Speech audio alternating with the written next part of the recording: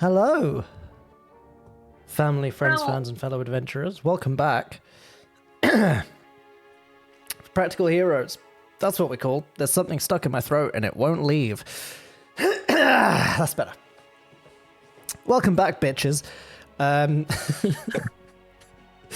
Practical heroes, second flagship intro. campaign, Sands of Syldaris, Homebrew World, Eroth. That's the bullet points.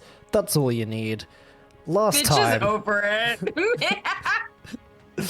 We're 48 sessions like, deep and he's finally given up. Bitch is like, here's the rundown in bullet point 4. We're not doing recaps bitch. anymore. Trash that episode. Okay. We're getting rid of recaps.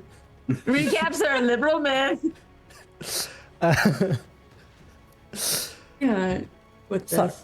there goes our entire fan base, because of course we only appeal to them. Of course. We only appear to back That's up my Eric. target Yeah, that audience. And You've I've done been very something terribly careful. wrong. I've been very careful. What's advertising to a very specific group of people, thanks to our previous Well, I was social going media to say manager. that's what the whole Thiselwood arc was for. Right. The whole Thiselwood Yes, arc of all the King got a racist king. elves was just to bring them all in. I felt political commentary clearly. Yeah, Thinly exactly. veiled at that. Someone being racist is a liberal myth.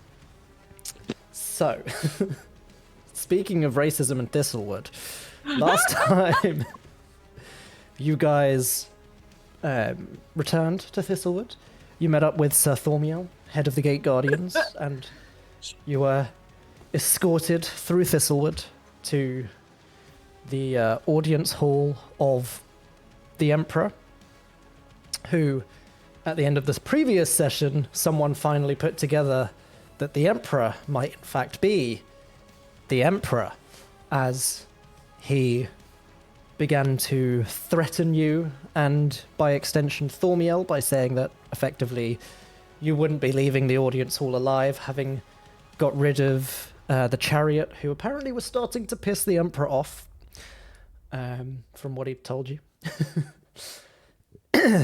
Of course, brave, noble Sir Thormiel would not stand for this. And it turns out the Gate Guardians had had their suspicions for quite some time that something was wrong with this Emperor who had been ruling a lot longer than most elves tend to live. And so they initiated their Godfall protocol, and Gate Guardians came crashing in through the skylight to assist you in the fight against a ridiculous amount of palace guards and the Emperor. It was an interesting fight. You were able to fend off most of the palace guards quite easily, with the Gate Guardians also keeping them at bay, but you also spent quite a lot of your turns just speaking to the palace guards, trying to get them to change sides. And a lot of them did, except that one guy who tried to kill one of the Gate Guardians and ended up bisected. He was really committed. You have to He was. admire that. You know? A few of them were very committed and they're now in prison. But the rest helped you. And eventually, you turned the tables on the Emperor. You were able to trap him inside a force field created by the Gate Guardians to lock him into a fight with Warden. And as Warden brought him down to 0 and turned him into a cloud of mist, Chester, with some incredible quick thinking, dropped his invisibility, used his magical rune in his rapier to launch himself up into the air, and reflected sunlight at the mist by using his glamoured studded leather to change it into a mirrored suit, as he dramatically drifted down from the ceiling with a fog cloud slowly building below him. And the Emperor was defeated. Dramatically. Yeah, So good. we did it. So fantastic. So, you then made your way back to your tower, ready to head across to the Sunset Archipelago. You were told that the Gate Guardians would pump some spell slots that they had into your teleporting thing to power it up and help you get there a bit faster. And you met back up with Ethray, the Archfey, Chester's parents, And of course, your good friend, Ovir from the Runestone Forge. And Ovir took you into one of the side rooms and said he had something important to show you. And that important thing turned out to be Ixida, the dead Dragonborn, who in fact turned out to be the lovers who you killed and left in the forests of Thiselwood, wondering if they would come back, and then said, let's go back and check, and then Linga left for a session and everyone followed, I think, Mura's idea to just wander in the forest until you got kidnapped. That sounds like me. It was Mura playing or Mura. Chester, one of the two. I'll take credit for this one. Since it sounds very dumb. I think at least one of us agreed to it. But yes, it worked. That's all that matters. it did work very well. That was where we left off, as they dropped the disguise that you know they're able to do. They can take the form of loved ones and close friends. So, as we step back into it, you are in this somewhat dimly lit room currently. For some reason, Irvir just hadn't turned all the lights on in here. And you can see before you the figure of this red tiefling man. You can see kind of still the spectral, ghostly limbs of his partner. But they do seem to be kind of like flickering every now and then. They almost seem to like fade out of existence and back in. And Irvir's just kind of stood cautiously, slightly to the side, but still like in the middle of the two of you, just hands slightly up, and I know, just hear them out. It's Words interesting. Like, explain, please make it brief. And he, yes. But before you start jibber jabbering over there, A, I thought we killed you. B, I'd like to, with your permission, of course, throw up a little something I call Zone of Truth as you state your case so we know if you're lying or not. Please fail this save. Thank you very much. Or They nuts. nod. They seem very willing. So you throw up your Zone of Truth. And you see, like, they don't even seem to try to resist it. They just let it happen. Urvir kind of again steps in quickly and just, I thought it might be best if they took a form familiar to all of us, so that at the very least, when you entered the room, you didn't just immediately attack them. Because this is exactly what I want to see when I come home. Yes. A very long day of cooing. Exactly. Did Irvir pass or fail the save? DC 17? He's going to make his check now. Drum roll, please. That's a natural one. I'm not even going to add his bonus. Irvir, just out of curiosity, we've been friends for some time now. You don't mean us any harm and tend to do things for our best intentions vis-a-vis bringing this person here. He strolls up to you, Chester, places a hand on your shoulder. I mean this in the most sincerest way possible, Zone of Truth or not. Ever since that time after we'd already made amends with Mura and I apologized, I have since that point never meant you any harm. Nor would I let any befall you. That's very nice. Especially after you did that job so spectacularly for us. Well, thank you. That was really the point where we were like, okay, they're cool. You know what? You're cool as well. I know. And I'm purposely failing my save, so I know that I'm not lying when I say that. Oh my And he gosh. kind of steps back and to the side again. And the lovers step forward. We have been thinking about this for quite some time. It's of no surprise to you, we did warn you about our curse, and part of our curse is being unable to escape this semi-life that we're trapped in. Originally, the deal had been made with the sun god in order to allow us to continue to be together, and he twisted that into this curse. The curse does somewhat bind us to need to work with him. But for the time being, we can fight off the urge until it gets too strong.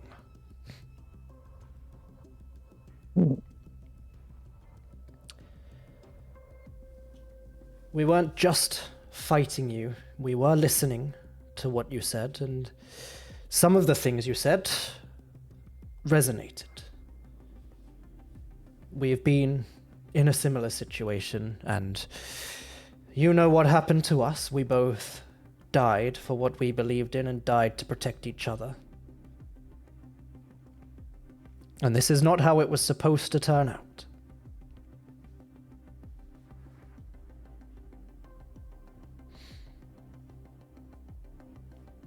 Interesting. Go on. What aid do you offer us now? We've worked with the sun god. We know some of the others. So you could perhaps provide a list of them and their locations and weaknesses.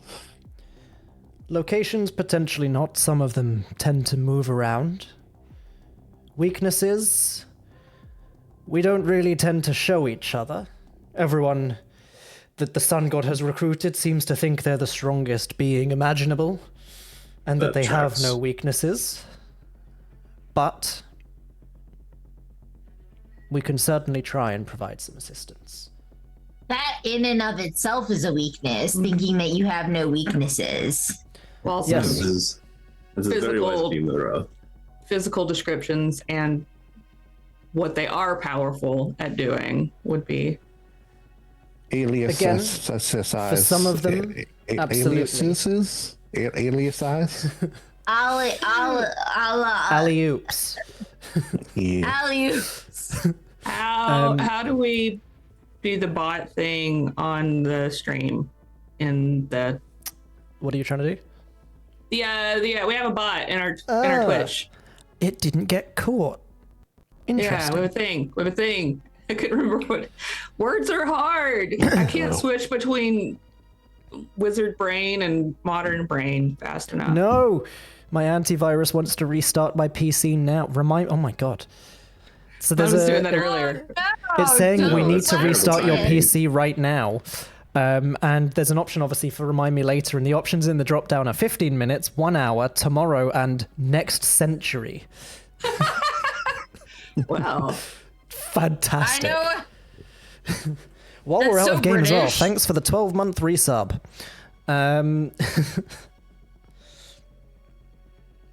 That's awesome. Right, why can't I?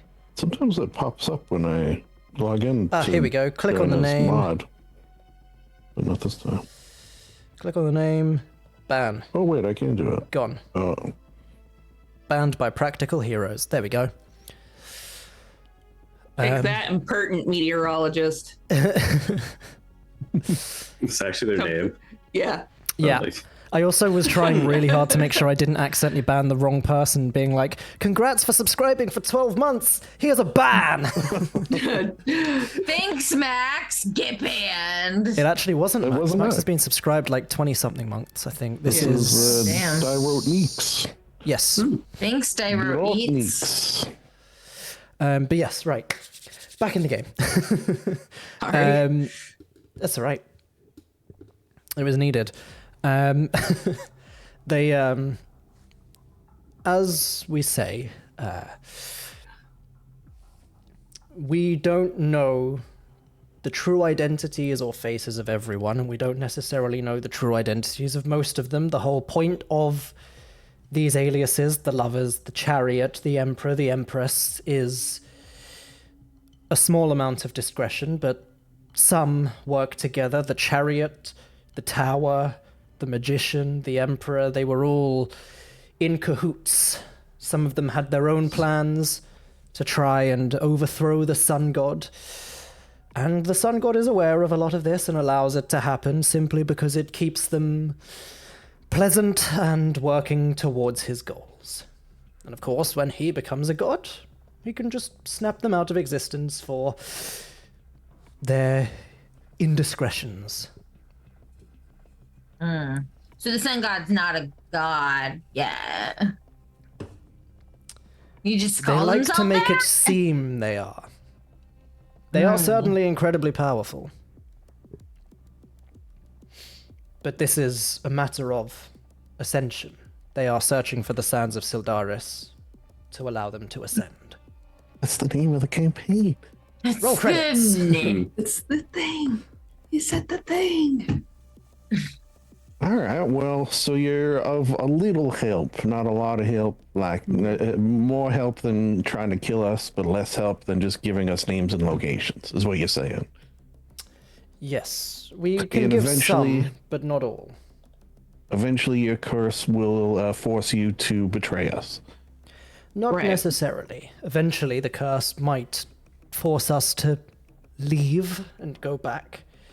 Working for him doesn't necessarily mean immediately betraying everyone we are around or immediately killing everyone we are around.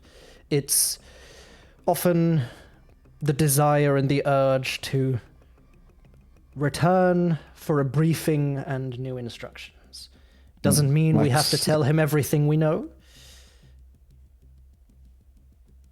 Like just salmon means- returning to spawn. Yes, precisely. We are salmon. Delicious salmon. Have you ever tried removing this coice? Yes, that is why I approached Ervir. And Ervir just kind of like waggles his fingers in the corner. And you see the kind of like physical tiefling arm. He holds up his arm and you can see there is a bracelet now. Or like a kind of chunky bracelet with a large rune stone set into it. If the curse were to be removed, we would probably die. I think the curse is tied entirely into the resurrection and the ability to remain together. If the curse was removed, that would simply end. At the moment, Ervir has provided us with a rune stone that is able to suppress the effects of the curse. Ah, There's the man. yeah. Look at Ervir. He's just doing the best, the most. He's just kind of leaning on the side, cleaning his fingernails out with a dagger. They don't call me Ervir Ex Machina for nothing. Yeah. Please don't call me that. I won't. It's just a I'll joke. Not ever really on the table. I would more. I'll just call you Ervir. Don't worry. But yes, we have other resources that the Runestone Forge may be able to provide, or if I am able to continue to get my dinky little claws into them, the Maze Guild may also be able to assist us, and by extension, you and the likes. So you did find them. You did hint at that last session. Yes, there are certain things I can and can't say in the city, but in here I assume Linger has done the work to make sure this tower is secure. Oh, it's so secure. It's the most It's secure. the most secure.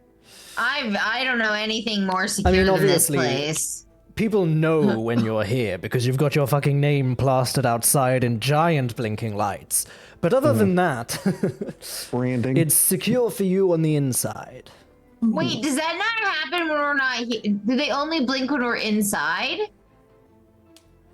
No, the lights are always Oh, okay. set how you like Yeah. them. Okay, Can we change the color of those? Like, can we like it like on the seasons? Like, can we? This is not. Yeah, This it's is actually not just a important. quick adjustment. I like to. I was thinking we could change it up for different reasons. That would be fun. Okay, sorry. I know it's not really like pertinent to. Oh, that's a very big word for Mira. Let me just pull that back. I know it's not important to the conversation, but I just wanted to know because it's just in my brain right then. So sorry. I'm a Irvia good once water. again kind of solemnly strides over directly towards Mura with intent, places a hand on her shoulder, and Mura, when it comes to aesthetics, it is always pertinent to every conversation. Never forget that. Okay, I don't know what pertinent means. I know, and pats you on the head. Oh, don't do that to Linga her. will explain it. Don't When talk you're to her older. like that. I can talk to her. You don't talk to her like that. Apologies. Don't you patronize my idiot? You, That's my job. you see immediately, like, he Don't is do that. scared of Linga. Just immediately, yes, sorry. My apologies. Smart. Dude knows what's up with Linga. That's my moron. Don't be mean to her. Yeah, don't do that. Only Pat her on the head. Who does that? Hey, you leave her alone. Linger reaches out and breaks his femur. She just like tilts her head slightly, and his body just snaps. She's like, no, we've learned. You're like worse than a bloodbender. Like, Linger Yeah. pulls his body out of his. Yeah. We He's thought calming it would be down. useful if either the lovers were to potentially stay here with you, or they could come back with me to the Runestone Forge, and I could work with them. We can get some information over to you. Besides, they owe us. And he looks very pointedly at the lovers. I don't know. What do you all think? Well, What do they owe you? A lot of killed friends. Oh. I think first we should establish that you shouldn't have friends over without asking. Yes, Second. apologies. We actually don't just always immediately murder right off the bat. Very presumptuous of you. I just thought we because wait I've at seen least- Mura melt so many people. Yes, but we always talk first. It doesn't immediately. sometimes we don't even realize that they're the enemy. Right. That's probably our weakest It's point. happened more times than you would like to think. Oh my god, Maybe- you can't just.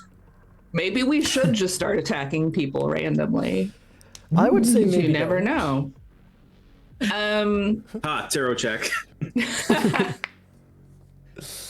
So yeah, I think we could certainly talk to the lovers, get what information we can out of them. For now, I don't think they need to come with us, as there is what seems to be a sizable chance that they could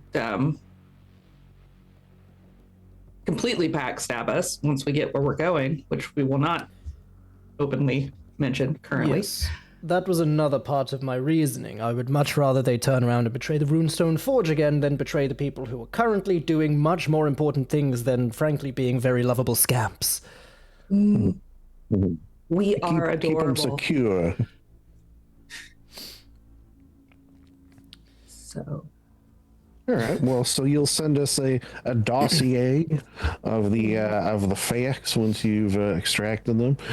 You know what? Just while I've got you here, the lovers, if I may call you that, under Yes. my zone of truth, could you perhaps give us one little tidbit that will aid our progress, just so I know, it makes sense to keep you with us and helping and aiding and such?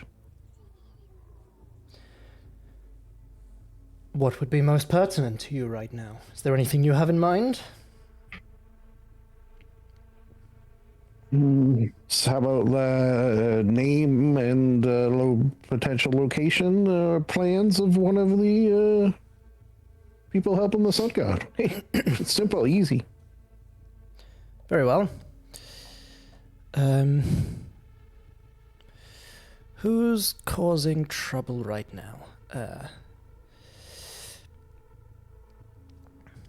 From memory, and things could have changed while we were dead for about an hour or so. But when last we'd heard, the Hierophant had made their way over to Mordothak and was attempting to radicalize people so that they could take control of the generator, by extension, the forge, and the city as a whole. If you have control of Mordothak, you have control of vast ability to create incredibly powerful weapons. And I believe that was their plan. Wow. Okay, so a plan that we already knew about. Thanks.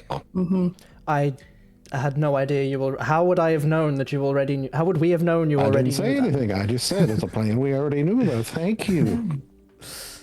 Don't need to get upset about it. No, because okay, so you came in with these assumptions, okay? At least we know you're not lying. Hey, that's something. That Or does am check I? out. No, I'm joking. No, of course they're telling the truth. I think. Other than that, given that that one's potentially not the most useful to you, I believe Strength and the Hermit were making their way to the Sunset Archipelago. Ooh, 2 for 1. Yeah. They often I mean, travel that's- together. They fight together. You wouldn't think that the hermit would do that. You wouldn't, and that's part of the shtick. Maybe they have like a pocket dimension that they just stay in, but then that dimension can be like carried around, so they're kind of staying in the same place, but then they also can move about a little bit. Wouldn't should it be mention that. something? It is funny. Thank you. The Hermit does sort of do pocket dimension shenanigans. I don't know the specifics, but I had heard stories of them defeating people by trapping them in a hall of mirrors or something stupid like that. Ooh, I Oh, like that's mirrors. horrible. I mean, I think it sounds kind of fun, to be honest. I think Mira would be able to solve that pretty quickly with all of the things that she has on her. I mean, just the bath bombs alone would negate a lot of the reflection Yeah. happening. I But guess yes, so. From what we're aware of, Strength very much hit first, talk later. Hermit, talk first, confuse now, let Strength beat them up. That sounds like a very familiar kind of hierarchy of how people do things. She looks at Warden. Familiar. Funnily enough, Warden actually looks a lot like... Oh my gosh. No, I'm joking. Not again. It's time for the The jig betrayal. is up. Reveal that you were actually evil all along, Ethan. Go. Yeah. Start killing, kill, murder. So I now have to hope that the hermit is a grung named Kermit, so we can have Kermit the Hermit. Fuck. Oh man, that would be Hermit the so Oh my good. god. Unfortunately, I hadn't done that, but I could still. And Strength would be Miss Piggy, Ooh. Kirby, right? I'm Or gonna kill you Sweetums. all. Yeah, she's gonna kill you. Oh, God. That was Guys, we're good. fucked. That was really good. That was really good. Glory to the sun god. I had no idea that you could do these voices, and now I demand Guys, it. we're fucked. Oh, we're so God. fucked. Yeah. Demand it. Why did you shouldn't have never told Lindsay that you could do that. I need it in my life forever. We're not doing Kermit anymore. Kermit is Kermit is a banned. liberal myth. We're not friends with that Miss Piggy. You don't like her. We don't like her. She's There are undertones, okay? fuck. Oh my god. So, with that information, if you're willing to let Urvir and the lovers head off, they will just kind of head back into Thiselwood and carry on snooping around the Maze Guild and make their way back to the Runestone Forge. Do back we down have some south. kind of like long distance walkie talkie rune thing so we can be like, hey, Urbear, Yeah, he could give you a sending stone that's attuned to him specifically. Oh, yeah, that would be nice. I mean, I could contact him, but it would be nice if he could contact us. Yeah. So you can be all like, "This is Big Green to Big Mean, over." And we can be like, "Hey, what's up, buddy?" Yeah, he grabs a rune stone from his many belt pouches, and just kind of hands it to you. I have the matching half to the pair. It works just like the sending spell, which I believe you're familiar with. I think you've used sending to me before. I may have, yeah. This is Mitch who I can't don't remember, recall. not me. Irvir remembers everything. Irvir remembers. Irvir knows all. Did one of you take that, or do you want me to take it? I'll take it. All right. You got the Irvir. The Irvir sending stone. Yeah. Once I can put it on my sheet. Come on, Shard. Come on, Shard. Load it up. Come on, let's go, Shard.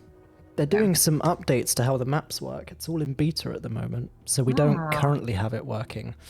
Beta. But it's a massive overhaul. Oh. Because the maps were like, the way it all works was like one of the first things they did, and it works, and every update has just kind of piled on top, so now there's a bunch of useless stuff in there slowing everything down. So they put up a massive post and they were like, we're gonna dump so much of it. We've kind of gone back to like the starting point, but with all the updates on it, got rid of all the shit we don't need, and then we're adding new stuff on top to make life easier. And it should be really cool. Certainly easier to navigate around maps from the looks of it, because that's annoying at the moment. And selecting stuff. Right, let's set Thormiel as inactive for now, because we don't need him any longer. But yeah, so Irvir and the lovers take their leave, and presumably you head back out into kind of like the main area of the tower. Which once belonged, of course, to the tower, and now belongs to Abacadabra. Mm-hmm. Yeah, that's why our name's on it. Exactly. And as you head out, so Yeah. as you head out of the room, you can see the gate guardians are just kind of like slowly making their way back down from where Linger had shown them to. They're all like sweating. You can see they have clearly put like almost every ounce of magic power they have into charging up the tower for you. But like, you would probably be able to tell that like they've clearly left just enough that like, just in case something happens, they can still fuck people up if they need to. Like, they're not stupid enough to pump everything in, but it's the vast majority. They're still very competent fighters, even without magic or anything like that. But they do heavily rely on it. Linger will give them all each a nice little tea blend for their troubles to take with them, that they can make it home when they're not here anymore. They can make it at home. This is home tea. It can only be brewed while you're in your own home. Yeah. So they all head off with yes. a bag of tea and a bath bomb. They all just have the best evening they've had in years. Honestly, you guys deserve some relaxation.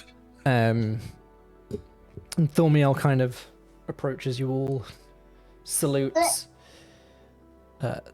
Thank you all for your assistance in this. I'd like to say we could have done it without you, but I imagine we might have lost one or two of us along the way. You couldn't.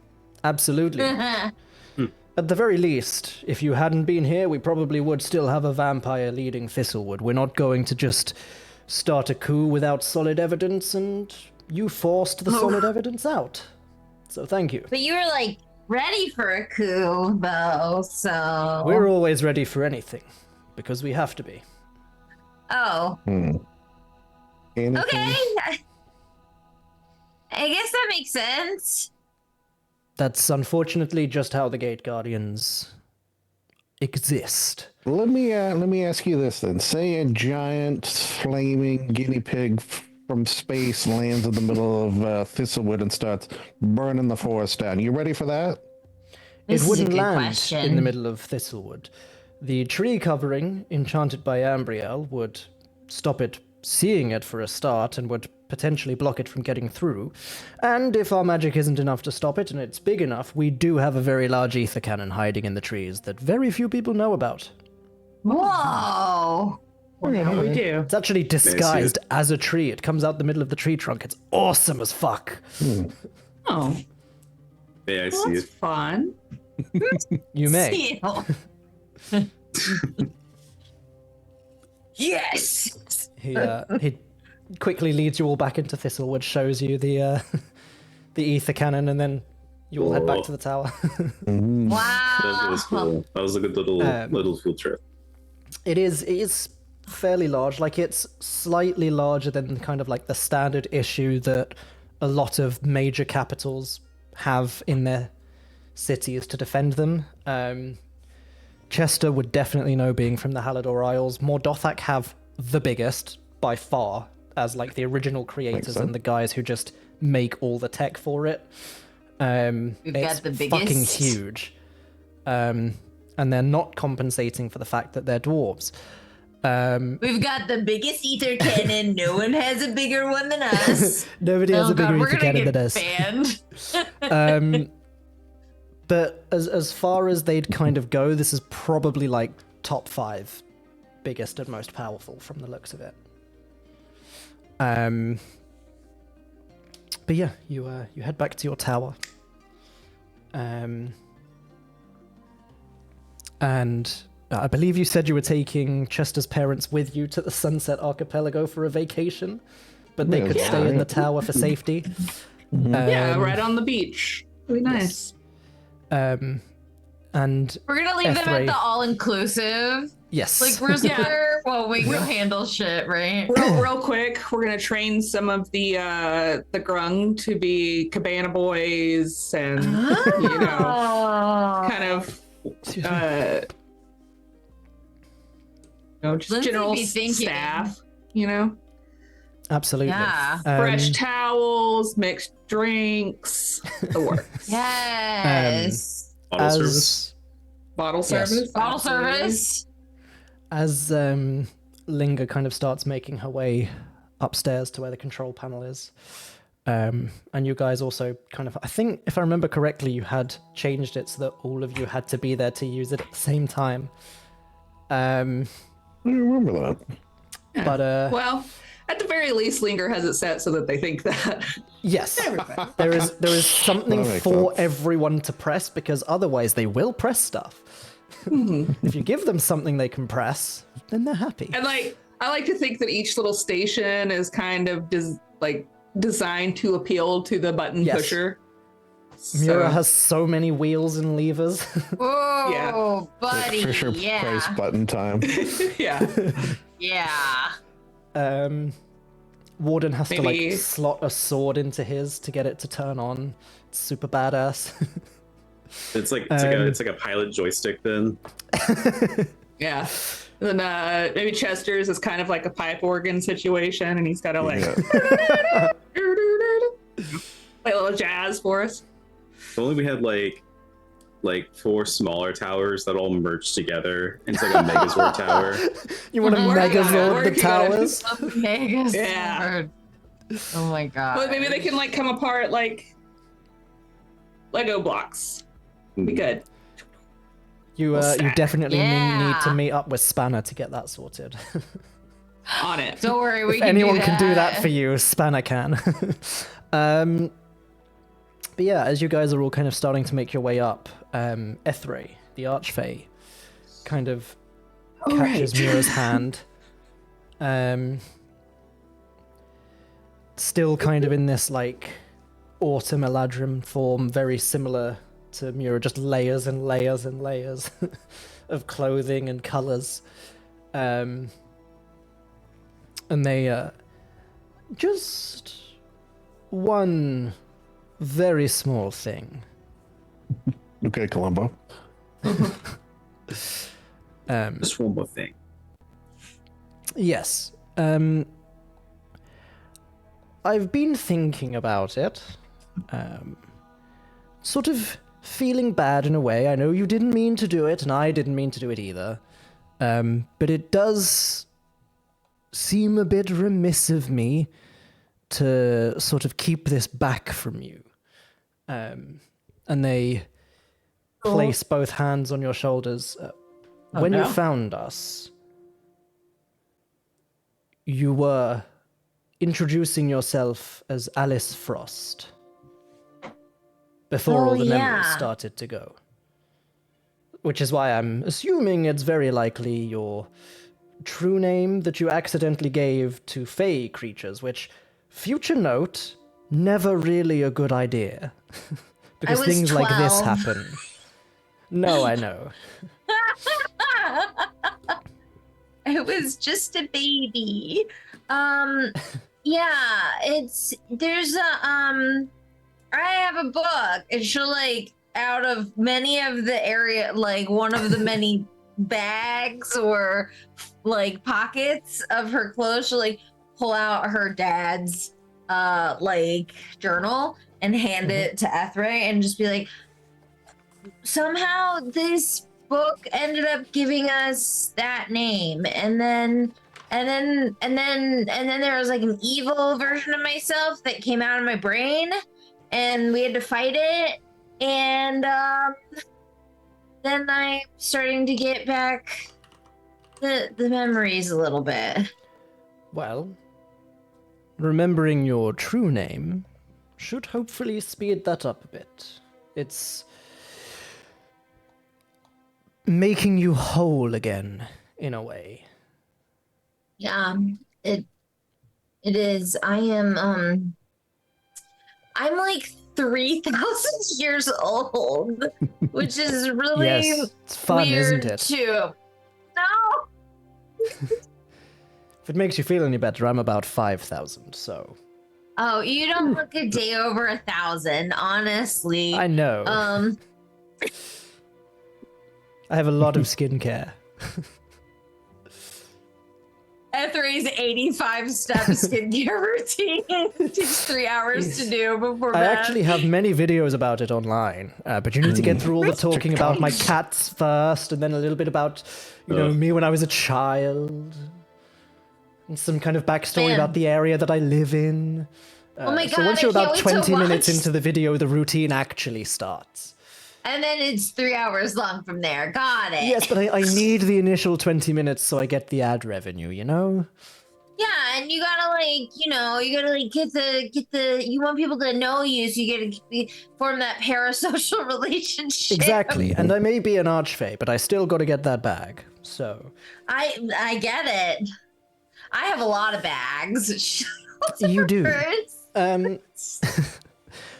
While we're on the topic as well, sort of level the playing field a bit. And they lean in very, very close to you, and in your ear they quietly mutter, my name is Etherimus Sinim. Guard it with your life. She nods like very vigorously. I absolutely will. I will. I will never repeat it to anyone. But she'll hug Good. Ethray. Because she already forgot it. Yeah, truly. If Please you do put that in mention it chat to for me. anyone, bad things will happen, and it's not entirely my fault. I've got security measures in place. You know how it is. I've seen your friend linger. Yeah, that is yes, I won't mention it to anybody, but thank you. And she'll hug him. Hug them. They hug you back. Aww. And she's like, thanks for you go. taking care of me. Thank you. Ethrim's cinnamon. Got it. That looks like an anagram somehow. It does. Well, It's actually an anagram of I am the sun god. That was Yeah. fucking imagine a twist like that. Jesus Christ. Tarot check. I hit him with my sword. You hit them with your sword and they punch you in the throat. Oh, fuck. What the fuck, The man? archfey fucks you up. I was They do that- kidding. they do that Doctor Strange thing where they punch you, but your soul comes out of your body and you're right They there. just punch one soul straight out this fucking body. We've all been there. Fuck, he's not a tarot, guys. Fuck. Not a tarot. He's not a tarot. Oh my gosh, it's so funny. Yeah, she's like, thank you. I'm really grateful, and hopefully all the memories will start coming back, but like not all at once, because that would Yes, be really that's generally hard painful. yeah, it sounds really painful, honestly. Like severance. Yes. Great show.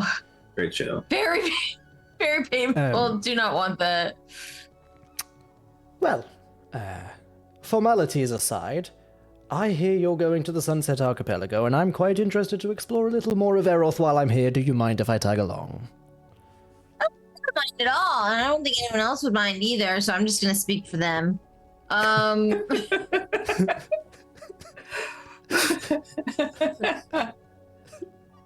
I like it when things like that happen and it just really gets Lindsay.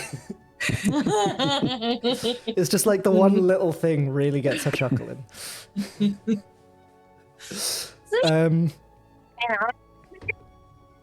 And they You just know, kind we're of- taking Chester's.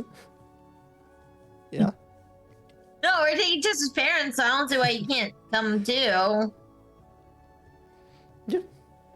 Good. And I'll keep an eye on them as well. Oh, that's good. Yes. Now, I believe your friends are waiting for you, and they just kind of hurry you along to the floating disc where everyone's upstairs waiting. Oh. Yeah, I gotta go press some buttons in a very particular order, I'm sure. Now that I know what that order is, okay, bye.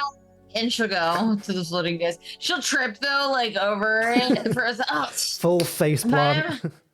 yeah, it just goes like face down onto the floating disc upstairs. Cool. Stop detuning, please.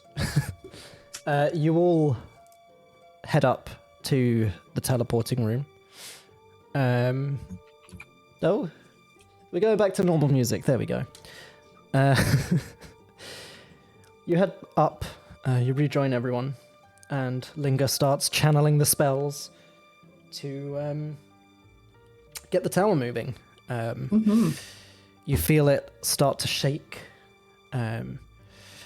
But before we deal with the actual teleportation itself, the Sunset Archipelago is a realm of whimsy and chaos. It's there is a vast wild magic zone that kind of distorts reality across the islands, while the native Grung of one of the major islands, Drunglung, and the Kuatoa of one of the other major islands, Boogledoon, are teetering constantly on the brink of war. Meanwhile, the sun god's forces move aggressively against you, searching for the sands of Syldaris, the ashes of this legendary wizard trapped in Linga's spellbook, infused with a fragment of the soul of a rather powerful dragon. I nearly accidentally dropped some spoilers there, because I have another note in here that I nearly read out loud. Ruh-roh. Ruh-roh indeed. If the sun god is able to claim the sands of Syldaris, their ascension to true godhood will be complete. Amidst all of this chaos, however, there are whispers of a shifting aero crystal, unstable, absorbing wild magic around it. With the sands of Syldaris in hand, Linga might be able to use that crystal to breach the planar barrier and access the world tree that she is very interested in gaining access to. But, as I'm sure you're aware, The sun god will not allow this interference without a fight. So, as the whimsical Sunset Archipelago music that I spent a couple of days over the past few days putting together, it's interspersed with some of our normal stuff. Yes. I love it, first of all. Love it. But I just need to know if anyone else currently, while this is playing, is picturing our characters as me avatars. Yeah. This has a the me avatars. Me's. Okay, yeah. Yeah. See, we call them me's because they were from the Wii and became. Yeah. My parents played on the Wii. Yeah, I played with the Wii. You watch your fucking mouth. I'm kidding. I'm making everyone feel old on purpose. We actually got one recently. We have one now in the flat. My niece wanted one for Christmas. We got her a They're Wii so U. retro. Yeah. We got her a Wii U. She's like, I can finally play Splatoon 1. And we're like, okay. What a weird thing to want a Wii U for. Just that one game. But this reminded me of like Hello Kitty Island Adventure music. I felt like I was on an island. Well, this Very is positive. your Hello Kitty Island adventure. And speaking of, the familiar hum begins to build beneath your feet as the arcane mechanisms of your tower start to flare to life. The air starts to crackle with this kind of raw energy. It's warping, it's distorting the space all around you. You see the runes along the stonework start to flare up, including some of the extras that Linger has added to focus them, make them a bit more useful, and make them a bit more energy efficient. The glow starts to kind of intensify as this deep, resonant thrum is just kind of echoing throughout this control chamber. And then there's almost like this feeling of impact. Your stomach suddenly lurches, gravity almost seems to twist around you, it's bending impossibly for a single breathless moment. The entire world starts to blur into like this maelstrom of shifting colors. You see blues, oranges, streaks of violet light that start to almost twist like liquid fire. This wind starts to pick up and howl through the tower. It's rattling books from shelves, sending stray alchemical vials shattering against the walls. This is not usual for how the tower teleports. In an instant, this almost like this storm just suddenly collapses inward. Everything snaps back into place, but something is wrong. The tower starts to kind of violently judder like some unseen force is trying to wrench it apart. You can see outside the sky is flickering in unnatural hues. It's swirling between kind of like twilight purples, but also like the golden sunset colors almost, like it can't decide what time of day it is. You see bolts of arcane lightning start to flicker in the clouds, illuminating kind of the endless expanse of kind of like jungle and swamp on the islands below. And then you just feel this sudden surge. All of you would probably immediately recognize this. Is up to you whether Warden recognizes wild magic as a concept and that this is what's happening right now. I think so. But I you feel like all he's like seen. Yeah. I was gonna say, I feel like he's seen like his magic user friends, like like use regular magic. So I feel like he by now he would see a difference. He'd be like, "Oh, this magic is different." Whoa. And you all feel this wild magic surge blast out. This surge of unpredictable energy just bursts outwards. The sky above turns into this swirling vortex of shifting shapes. You see all these kind of like fractal patterns almost twisting in midair before just kind of fading away into nothing. And then a wave of color just washes across the entire archipelago. There is a brief fleeting second where the trees all around you kind of blink in and out of existence as if they're not quite sure if they belong here. And then there's a brief moment of silence nothing happens, and then frogs begin to rain from the sky. Just a rain Sorry, of did you these say small, frogs? harmless frogs. You can hear them pattering against the stonework. Some of them are just impacting and sliding down the windows. They're just croaking in confused unison. And can everyone give me a quick perception check? Where bullywugs think of that? It must be The bullywugs are in horrified. shock. But these are like small, kind of harmless frogs. They know they are different than actual bullywugs. It's not like a bullywug sees a frog and goes, "Oh my god, my brethren." Obviously, they have like a slight tie to normal frogs, but you know. I mean, yeah, I'd be like distressed if I saw 21, like, 2, 17. if I You saw saw a a chimp in distress. chimpanzee. I get Yeah. an inspiration for that one, right? You do, yes. I think Alright. as well, it kind of almost seems to track in a way like something has gone horribly wrong with the teleporting magic. So maybe the nat one is because Linger is Oh, like, no. I'm fixing Yeah. whatever the fuck is going on here, and she's not paying attention to anything Yeah, else except absolutely. like, She's trying to hold the magic together. Yeah, she's absolutely doing that instead of looking around. Like she's very focused on this. And then like while she's fixing that, also thinking like I gotta figure out how to harness this. But Yeah. first let's land. Let's do that first. Yeah. Let's Like it's land. very much the urgency of, hold on a second, if I'm not doing this, are we just gonna like explode on impact maybe? Probably.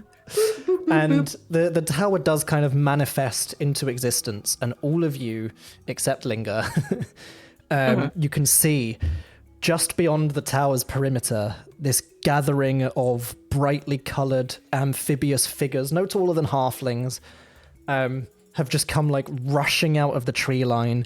They are standing kind of frozen in shock. You can see like wide bulbous eyes gleaming with uncertainty. You can see like spears, ceremonial staves, and you would all hear, and those of you looking would see one of them, this particularly stout, kind of golden-skinned Grung, kind of narrows his large bulbous eyes, takes a step forward, lifts a staff towards the tower. "The sky has betrayed us!" He croaked like loudly in alarm. You can see they're all kind of panicking. "The gods have sent a floating doom fortress to swallow our lands." And you can see like all of these like war-painted Grung are shifting anxiously. They're whispering amongst themselves. One of them, kind of smaller, green, rather oversized headdress, just like full dramatic cartoon style, slaps their hands to their face and, "What if it's the sun god returning?" And you can just see panic through the ranks, a beat of silence, and then all at once they all just start to shout, chant, and they are preparing weapons. The tower has arrived, but you get the sense that currently you are very not welcome. They This know about them at least. sounds like a job for Chester. As there is just chaos outside the tower. Stones start to rain at the walls and the windows. They're not what hitting would you any guys of the like to little do? frogs though, right? No. They are very, Okay. very careful Thank to God. avoid the frogs who are like slowly hopping down off the Okay. tower, Okay. sliding down the side and hopping away, getting into the sea. Let's move the map Sea around a frogs. little bit so you can all see Where's my map? where the Sunset Archipelago is. What have I Center done that I everyone there. can't? And we will shift the map screen for the viewers as well. Oh, I've got to move this. That's why I can't see it. So we have made our way across pretty much the entire world, in a sense. You were almost at kind of one of the furthest points to the other side of the map that you could have been. But you have now made it through, effectively past the crossing point, which is usually the main obstacle to overcome and half the reason why airships were invented. And you are now in the... Is it secondary or is it tertiary? Yes, you're secondary. You're in the secondary gulf. Eroth is kind of split up into 3 gulfs, the primary, the secondary, and the tertiary.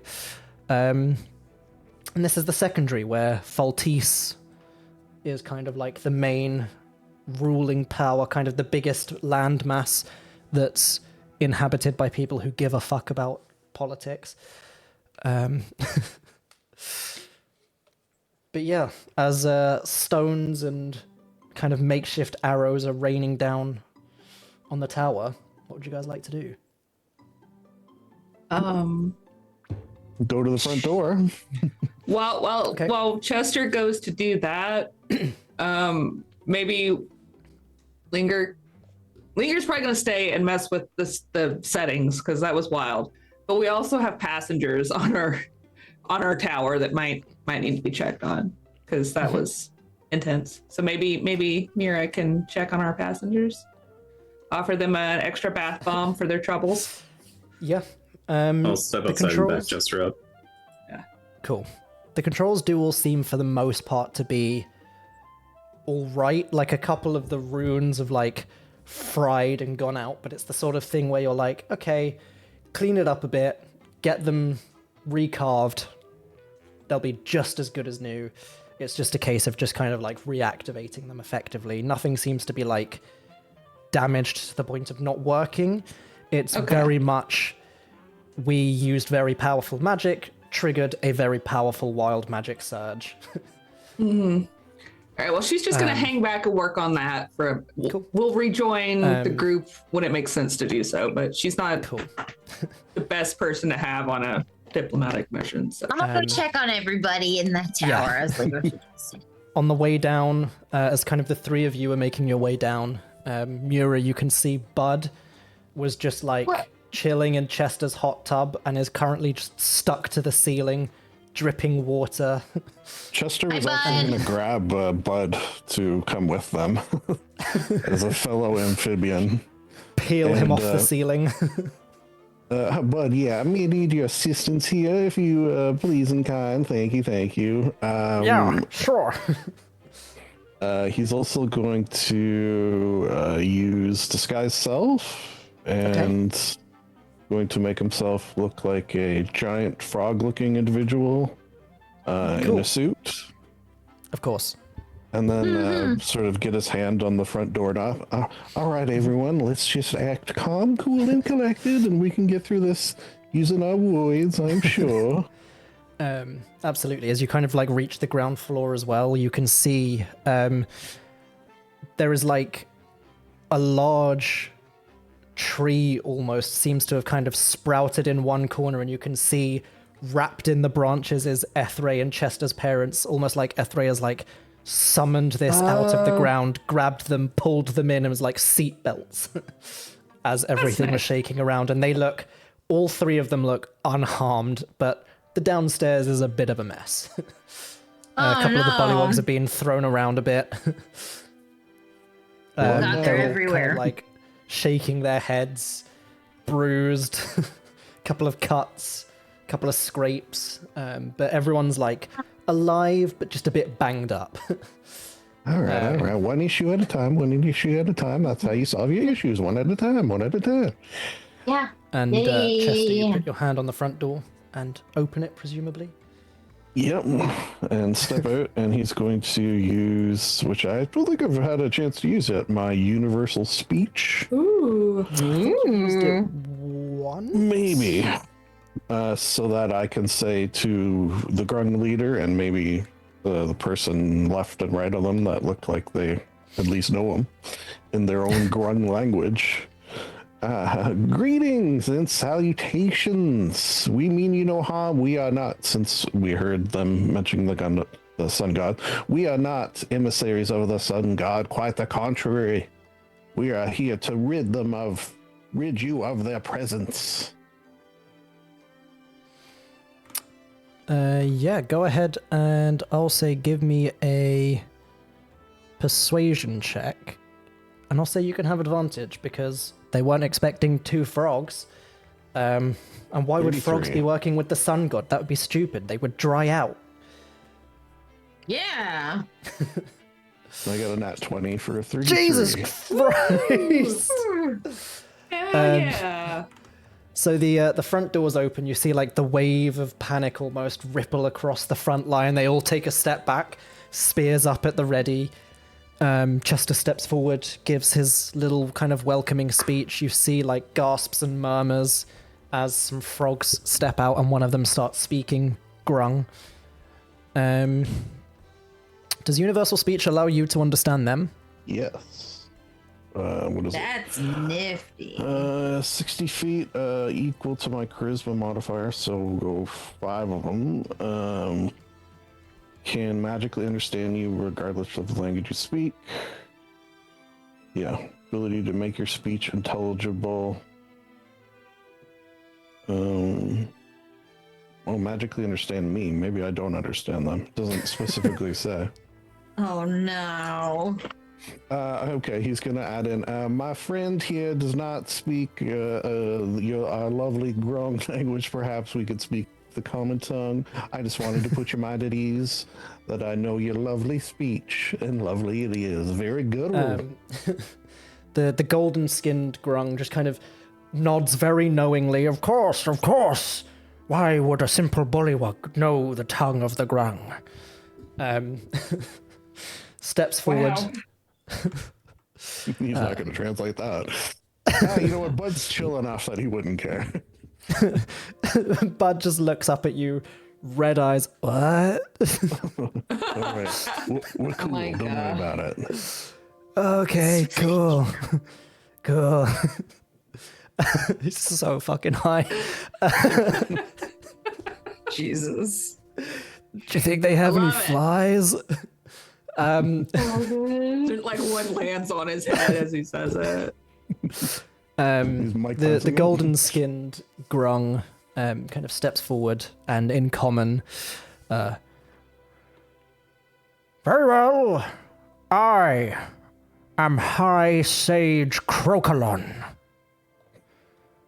What brings you to our fair shores? My friend here is also high. Anyways, Yeah, man.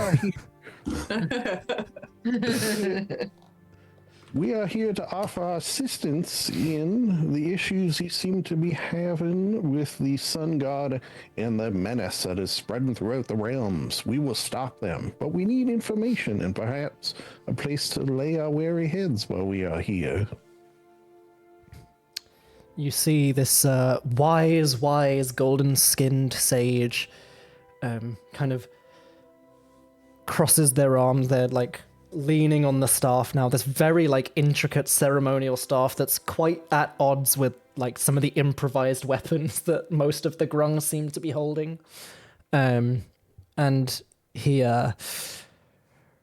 well, there is not necessarily much to be said for your abilities as yet, but, and he holds up a hand, and you see all the Grung behind stop like murmuring and whispering amongst themselves. Perhaps if King Ribbles were to deem you worthy of the trial of worthiness, you may take the trial, and if you prove yourself worthy, you may stay with us here on the mighty shores of Drunglung, and perhaps we will allow you to assist us. Your High Holiness, on the note of abilities, we have many. For example, I can change to this creature before you, and he changes back into Chesterfield. Oh, it's hideous! I know, yes, but look at these strong arms that shall defeat your trials, and I will say I appreciate even given the opportunity for such a fine... Bud,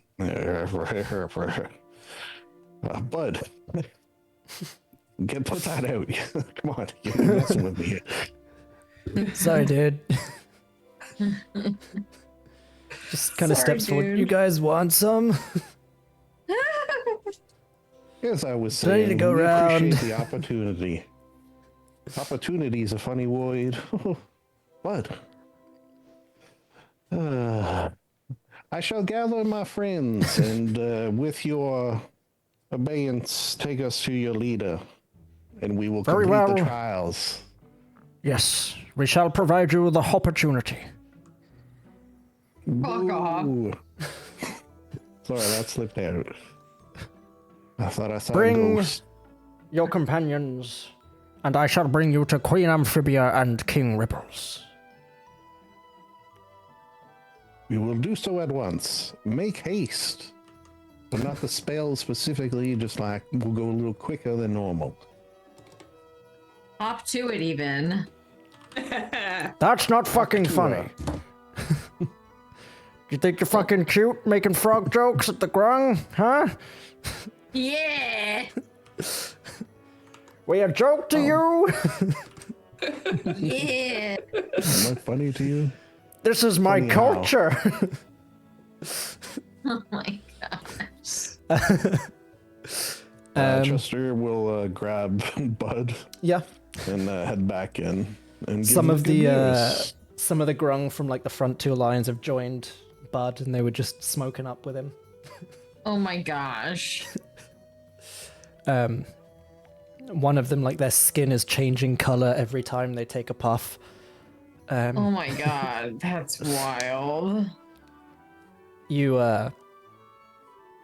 head back, you grab everyone, and High Sage Crocolong leads you into the jungles and the swamps of the Sunset Archipelago. And it's quite some distance away from the tower, but eventually you come across what for kind of humans would be like sort of like a makeshift village in a way. It's kind of like the wooden kind of like spiked palisade walls almost. Very kind of like ramshackle is the only word I have in my head, but it's a lot more impressive than that. It's just sort of like very basic kind of like wooden structures, some mud huts, but they're done very impressively. As you kind of head in through the front gates, you see there are some Grung guards that immediately open them to allow the High Sage through. And yeah, you see it's this kind of big kind of bustling settlement of Grung, little Grung children running around. And he kind of leads you to the far end of this village, and you can see this gloriously large and well-built kind of wood and mud hut style structure. Yeah, mutt. Yeah, mutt. Yeah. I like a mutt. Very, very kind of like it's like they were recreating like a human palace, but out of like logs, like a log cabin palace, effectively. Oh, that's so. With a thatched that's roof. Cute. Yeah, It's very cute. I like the ingenuity and the creativity, the gumption. I like it. They have plenty of gumption. And with his very squeaky, suction cuppy feet, Crocolon kind of leads you along this kind of stone floor, through a few corridors, through this unnecessarily twisting route to get to what is very clearly like a central chamber, but instead of just going through the center, you've taken a right, then you've gone down a corridor, then you've taken another right, then through another building, then outside to come back round, to go left, then round again, and then finally like doubled back, and now you're going straight through the center to get to this central audience hall, almost. And he dramatically throws the doors open. You can see these Grung royal guard lining this kind of like long red carpet that kind of leads up a stairway to a fairly large throne. Like, it's not too large for a Grung, but still large and imposing. And you can see like a kind of small, almost like set of advisor seats on either side of the throne. And all of these kind of like royal Grung guards wearing almost kind of like the British Parliament wigs. And like So long-tailed coats. And they all have like perfectly identical makeshift spears that look like they've almost like ripped teeth from sharks and just lashed them onto a stick. Hell yeah. You That's are so kind of appropriately silly. you are led down this kind of long red carpet, and the High Sage kind of turns, holds a hand up for you to stop, waits for you all to stop walking, turns, walks up the small set of stairs and takes a seat on one of the advisor's chairs, and very loudly croaks, "Her Majesty, Queen Amphibia!" And you see the Queen emerges from kind of like a curtain at the back. And she's kind of average grung height again, kind of no taller than a halfling, kind of light blue skin. And she has this kind of long flowing dress that seems to be made out of a bunch of seaweed stitched together. And she takes a seat at the other advisor's chair. And the High Sage once again.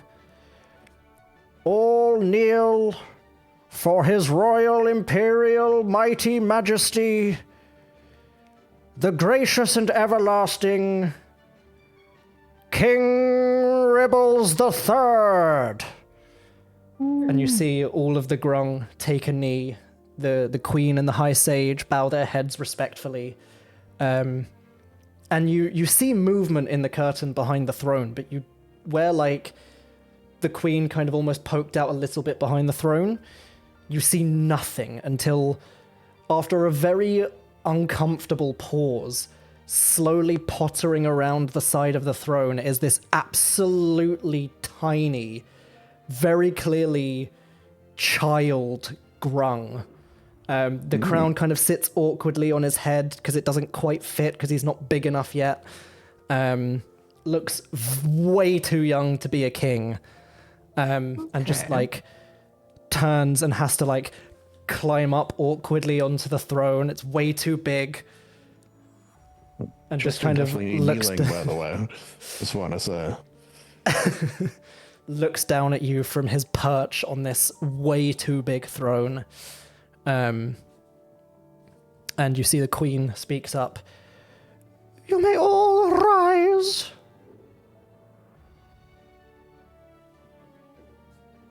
Just arises.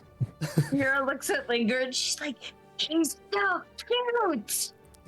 He's so cute. He's so tiny. Do you see the crown? It doesn't fit exactly. He's so cute. He's so cute. Oh my god, I've never seen a cuter thing in my life. Or person. Mira also rises and oh, go ahead. I was gonna say maybe Linger like pulls like a small like it's for this purpose like pillow out of her little side bag for Mira to like squeal It's into. definitely just loud enough for you guys and no one else to hear, because otherwise you'd probably be arrested. Like, she hands just to be clear, hands the pillow to Mira. She doesn't. She Go to doesn't sleep. suffocate. No, it's just so that Mira has a thing to do that into, and then she puts it away. She does hand the pillow back, and then when she stands, Mira goes, May I say, Your Royal Highness, you are... Noble, very Your noble. crown is so regal. great. Regal, very Noble. noble. So noble. The noblest. You see this very, very small Grung regards you very, very seriously, like way too serious for a child. Poor kid. And as these words of affirmation just wash over him, "Thank you. Your words mean everything to me. I am grateful for your support and your acknowledgement of my regality. We are What brings you to my fair lands?" that's what I think he looks like. I think he looks like Grumpy, the Sanrio character. Basically. Oh my god, Panda's so concerned because I've been screaming. Come here. Well, we understand from your advisor here that a trial is possible in order to prove our worth for your fine and royal majesty. And may I say, we, abracadabra, So fine. are willing, able, and authoritating. when it comes to this trial? Excited! So excited! Mira is just like wants to dress this little frog up as like a frickin' Barbie doll. Like he straightens up in the throne. You wish to take the trial of worthiness? We do, Your Majesty. And what reassurances do we have that you are not spies for the Kuatoa? And he spits on the ground, and all the other like Grung in the room on the ground. Mira raises her hand and is like, first of all, I don't even know what that is, so... He insight checks you. Go ahead. That's an 8. yeah, he thinks Mira's telling the truth, and Mira thinks Mira is telling the truth, so the truth must be told. Well, Your Majesty, your advisor may have let you know that we have amphibious folk among us. On top of which, my personal guarantee, once we complete this trial, will also add to the vis-a-vis proof that the so how do you pronounce that? The Kuatoa. And they all spit again. Everybody spits. Every time he says Kuatoa, they all spit. This is Mira like also corner gas, which probably you Americans and British don't know the show corner gas. Would I be my know. assumption. There's a neighboring town that whenever anyone mentions it, Woolerton is the name of the town. Everyone in their town spits on the ground. Nice. God, I love Canada Sorry. sometimes. Sorry, I only know Trailer Park Boys. Okay, I'll take it. And Letterkenny. Letter. Yeah. Another good one. King Ribble's just... Well, as I'm sure you will know, for our long and noble history has spanned many centuries and is presumably the talk of the wider world, for we are incredibly important. Oh, yeah. The Grung and the Kuatoa have been at war for centuries. Drunglung, this most noble of places, seek harmony across the Sunset Archipelago, and the savages of Boogledoon, and they all spit again, simply wish to destroy everything, and they're gross, and they're ugly, and they're big meanies, and the queen kind of reaches out a hand and pats him gently on the hand, and he stops. And of course, have had many serious political infractions over the years, which have deadly and prolific ramifications for wider Eroth.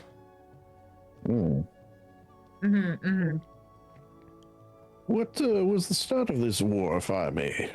The Kuatoa, they started it. Yes. How?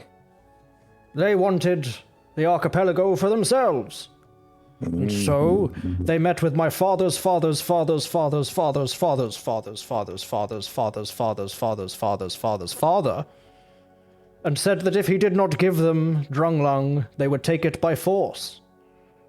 And so he declined, and they declared holy war upon us all.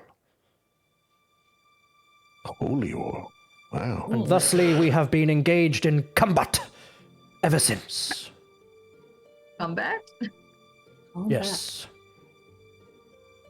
That is how they used to say it on the British broadcasting system in the Queen's English. It's fucking hilarious. Oh, Combat. That's really funny. They had a whole list of words and they'd get training on like how to say them in received pronunciation, and one of them is combat. The other one is your Received housewife pronunciation. is your husif.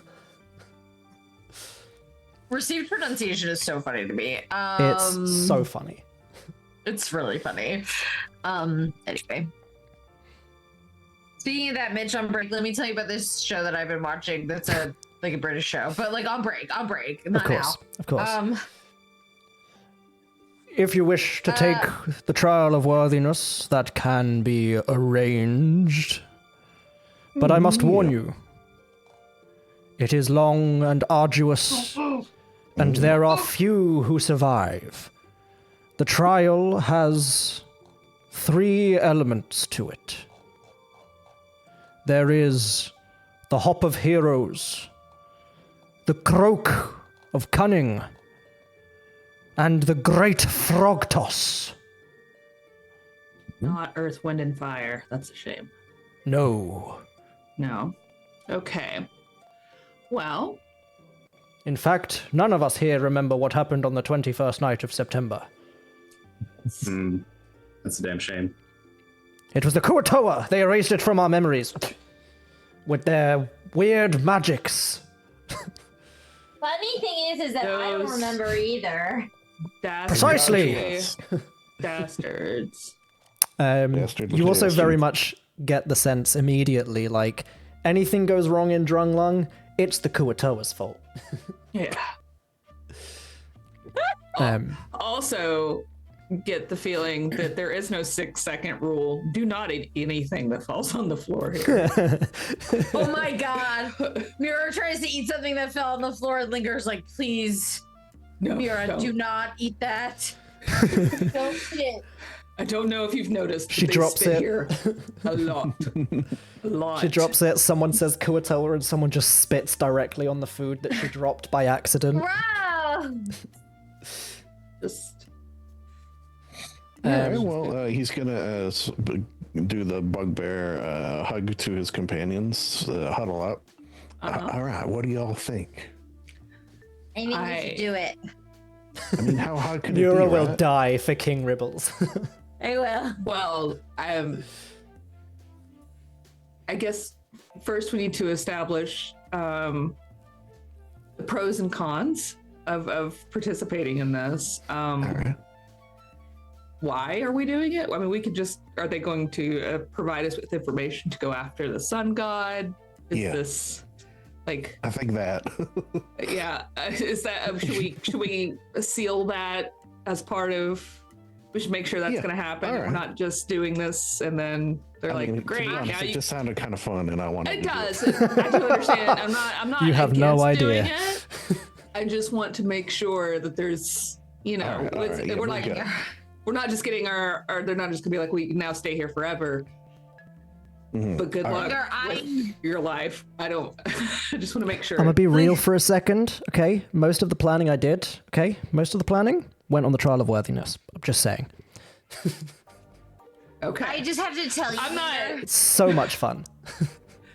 I'm not. Lindsay is not gonna stop us from doing it. Linger. Lindsay is just We'll get making it in sure. place. That makes No, sense. I know, I'm being silly. I'm being silly. You can skip it if you want. I just had a lot of fun putting it Absolutely together. not. No, No, sir. I love it. Oh, I'm sorry. I'm never skipping a trial given to me by a small frog child, okay? Okay, just also to clarify, is he actually a child or is he just a very small adult? No, he is a child. Okay, just making sure. Like, from He's the looks of Kuroki. things, barely old enough to talk, surprisingly eloquent for a frog yeah, child. that's why I just wanted to make sure because he seems like he has a lot of knowledge for a child, and I just wanted he's just mainly very educated, because- which is fine. Benjamin Into the Button mind of the disease? DM, I thought it would be fucking hilarious if he was a little baby with a super deep voice and was super eloquent. No, It's yeah, really I'm that here simple for it. sometimes. That's pretty Welcome to funny, D&D, yeah. they're frog people. Yeah, I just wanted to confirm. Absolutely. This is giving Your me suspicions are correct for Severance. once. For once, Once again, this is giving me big Severance vibes with a reincarnated version of the last king. Maybe implanted with the memories of his father. I will not explain more if you haven't watched Severance. This is not a spoiler-free zone. All right. So I'll get that in place. That there's a reason we're doing this, other than just for the fun of it. Can you ask them if we can adopt the kid? No, don't do that. Don't ask No, that. I'm not going to do that. And I should, while we're huddled up like this and they can't hear us, you got to be very careful because you'll find, at least I have in my life, that the smaller people are, the more that they will fuck you up if you say anything about the smallness, which is why we got to be really careful. It's not that he He will he's cut our small. heads off. Oh, well, I guess that is probably I think- true. But it's not because he's small, it's just because he's cute. I mean, I guess Yep. the smallness has to do with that. But, like, have you seen the crown? It's so big and just I so agree. small. He's adorable, and I want to eat him. And I mean that probably literally a little Right. bit, but also not literally. But also, I do think that the queen is probably his actual mother, so he Yeah, already that's has weird. a situation. Yeah. Shouldn't they call her the Queen Regent then? Listen, I don't know how they do things here. Maybe it's his wife, but I assume he has. I hope Parents. not. My mom, we I- fuck, it's cool. Yeah. I'm kidding, they don't do that. Only the I have to- Kuatoa do I- that. I mean, it would just be like a pond release situation anyway, right? Yeah. Maybe. That's true. On the release situation. Let's not go any further than that. Just All right. Anything else? Or are we gonna? Can we do the 1, 2, 3 break like we're Yeah. playing football? yeah. Oh, Yeah. also, just for everyone's record, Little Linger is not out, and Rip is hidden because they're both small and look like, potentially like they could be frog food. Because so they're hidden. Yeah. They're hidden right now. Rip is just shaking. He's like down in her. Rip is so Half scared of- of frogs. Half of everything Linger can hear is just Rip hyperventilating. Yeah. He's All just, right. And break. Your Majesty, if I may have one assurance, when we pass this trial, will you help us and help yourselves by giving us information that will allow us to stop Sun God activity in your realm? He looks at the Queen, looks at the High Sage. The trial of worthiness is a way for one who is from the outside to prove themselves worthy of calling themselves Grung. Should you pass the trial of worthiness, you will be granted honorary titles. You may reside within Drunglung for as long as you require, and you will have the might of the entire Grung army at your beck and call. Of course, to assist us in ridding these lands of the vile Kuatoa threat. And of course, in ridding us of these invaders from foreign shores. Plus, we know some things. Like what? What do you know? That's for Grung to know, and whatever the fuck you are, to not find out. I am Mira. I have never met a Mura before. It is a Well, now pleasure you to make your have. acquaintance. It's a pleasure to make your acquaintance too, Your I Highness. like your crown. I like your crown. Thank you. It was my father's before he was brutally murdered by the Kuatoa. Yeah, I got you. This one just came with my head. Interesting. The ways of people not from our shores are truly horrifying. Truly.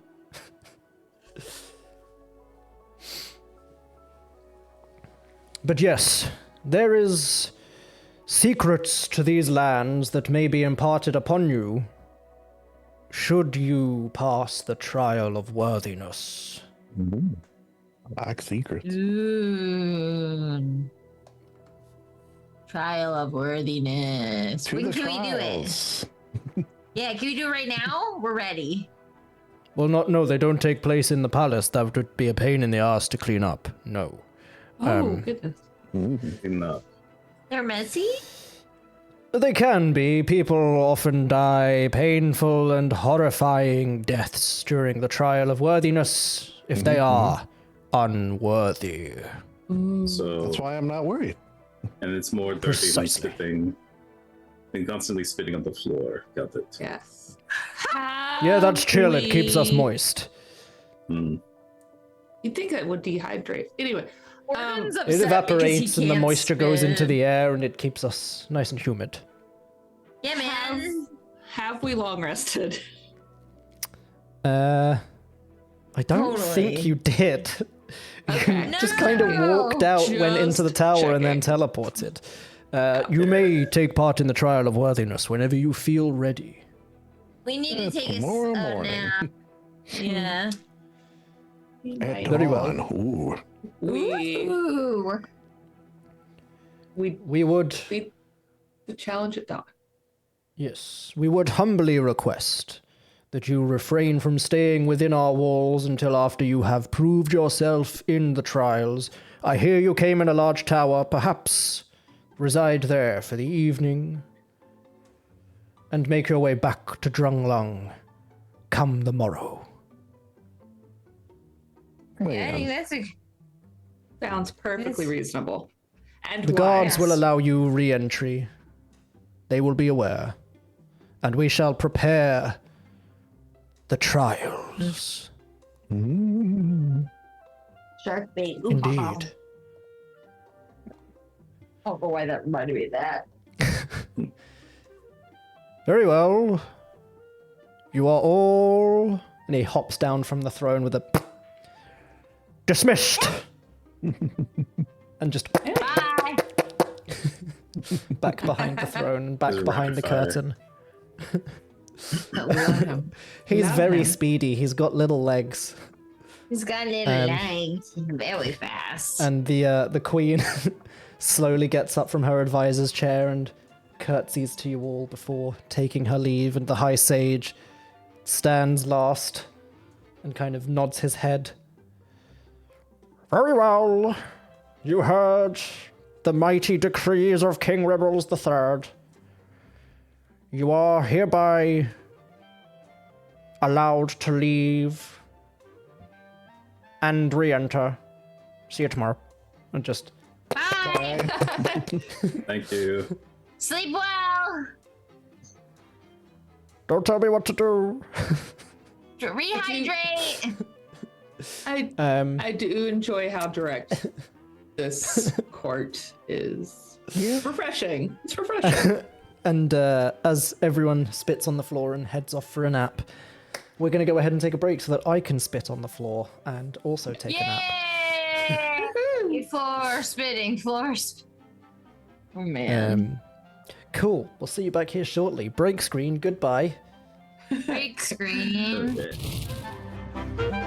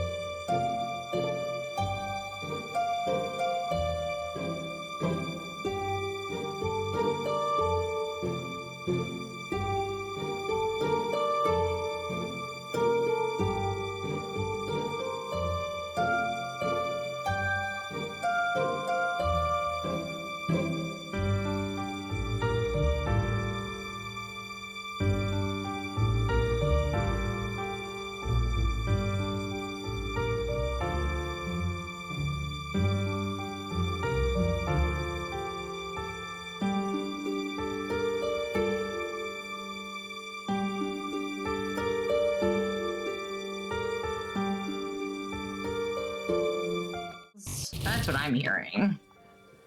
What I'm hearing is we're back. We're back. Hello.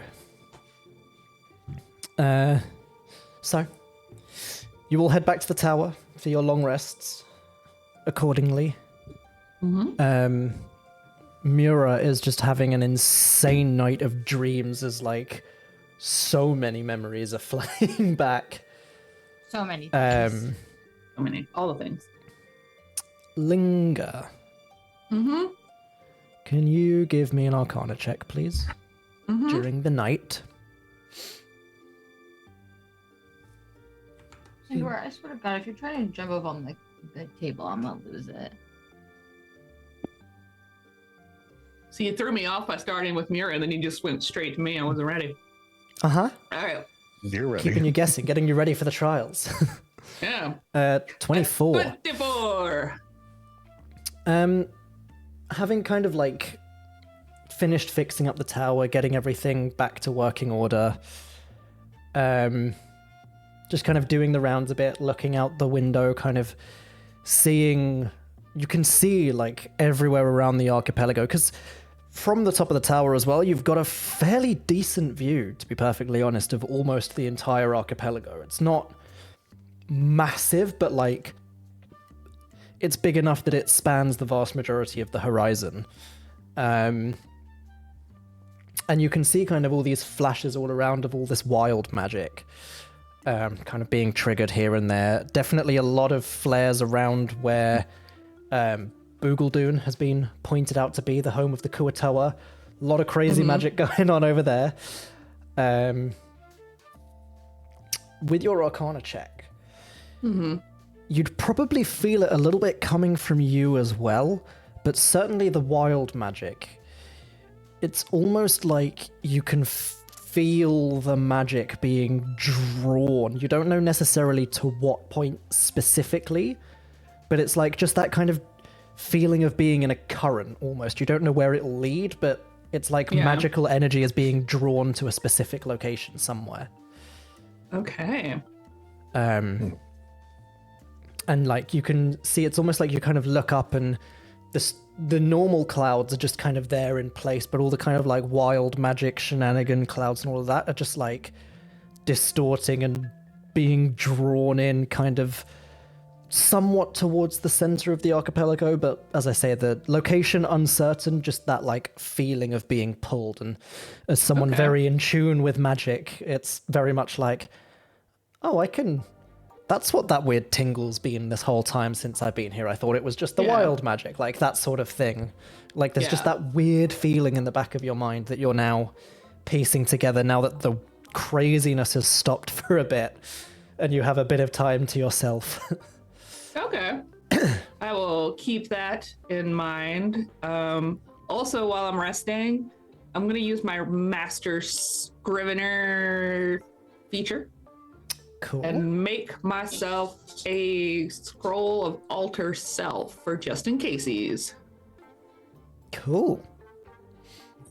And maybe since she doesn't like rest, she doesn't necessarily have to actively be doing anything, but just thinking about maybe a way, you know, she's got that find a friend's compass. Maybe there's some kind of something, if she spends enough time thinking about, maybe a couple days, to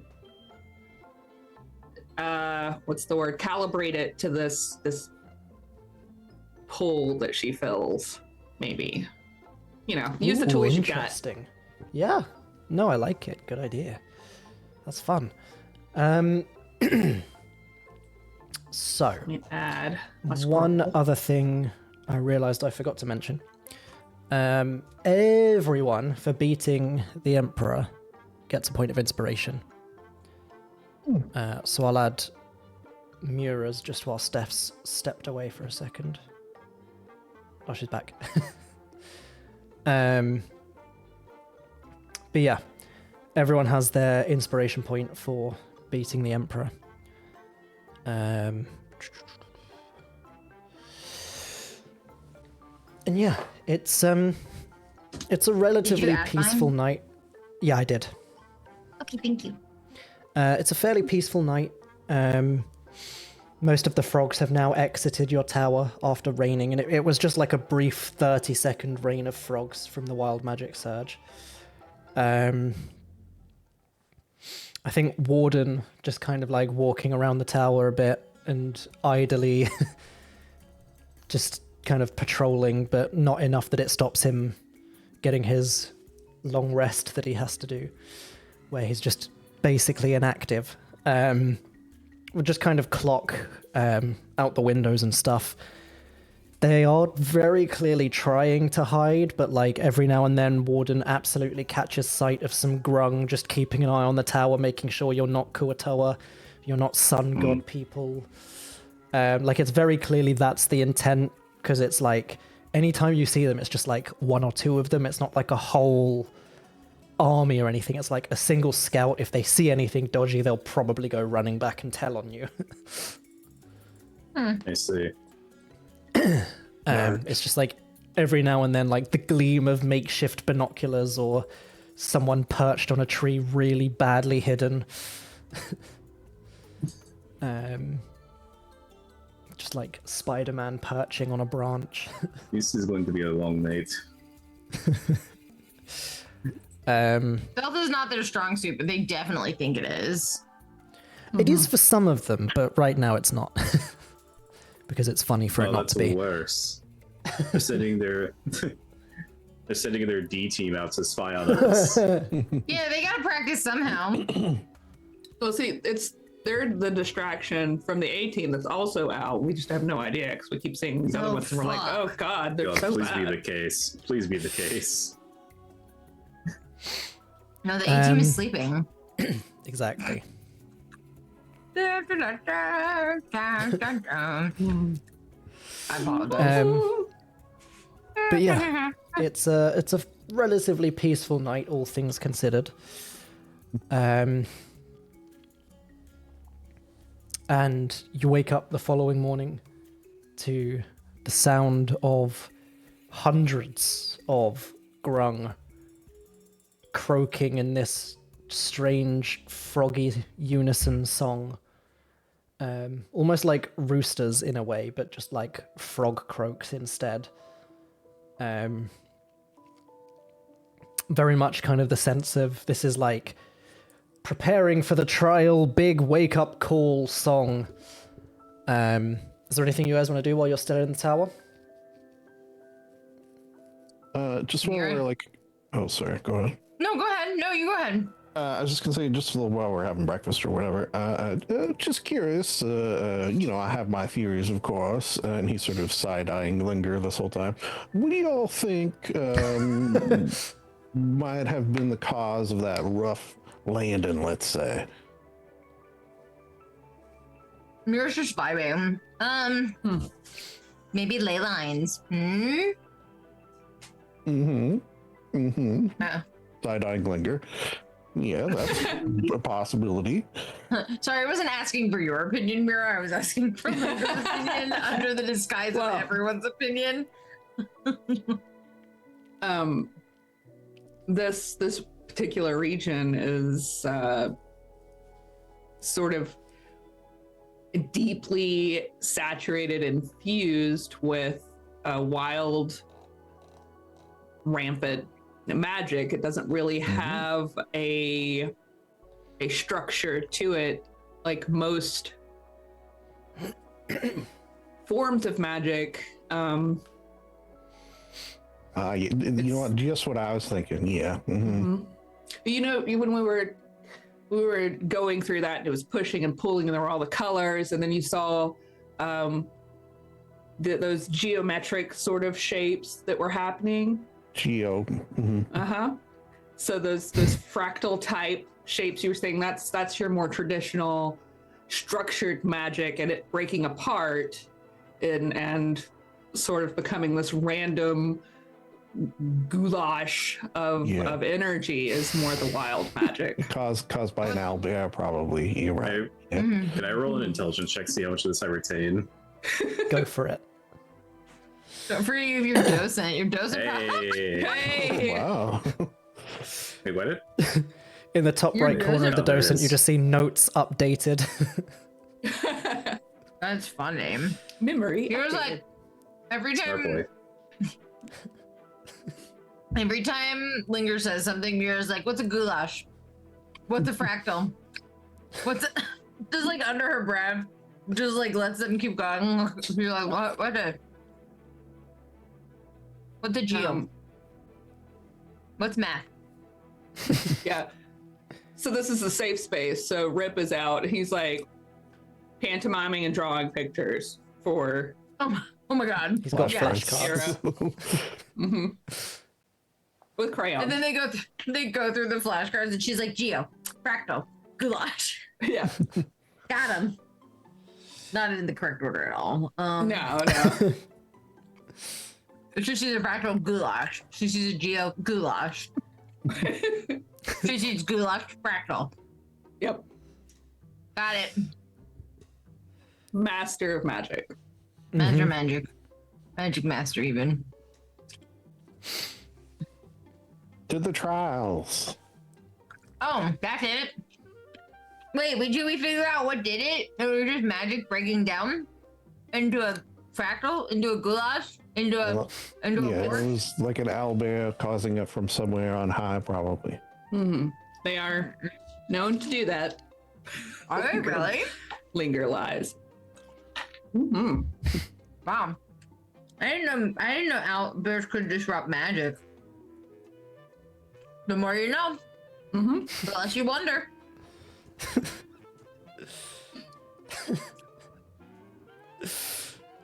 Mira just takes out her Starbucks coffee and just Yeah. that's It's specifically why they make such terrible pets. It's not just the aggression and the territorialism and and it's the magic breaking. it's Yeah. that they break magic.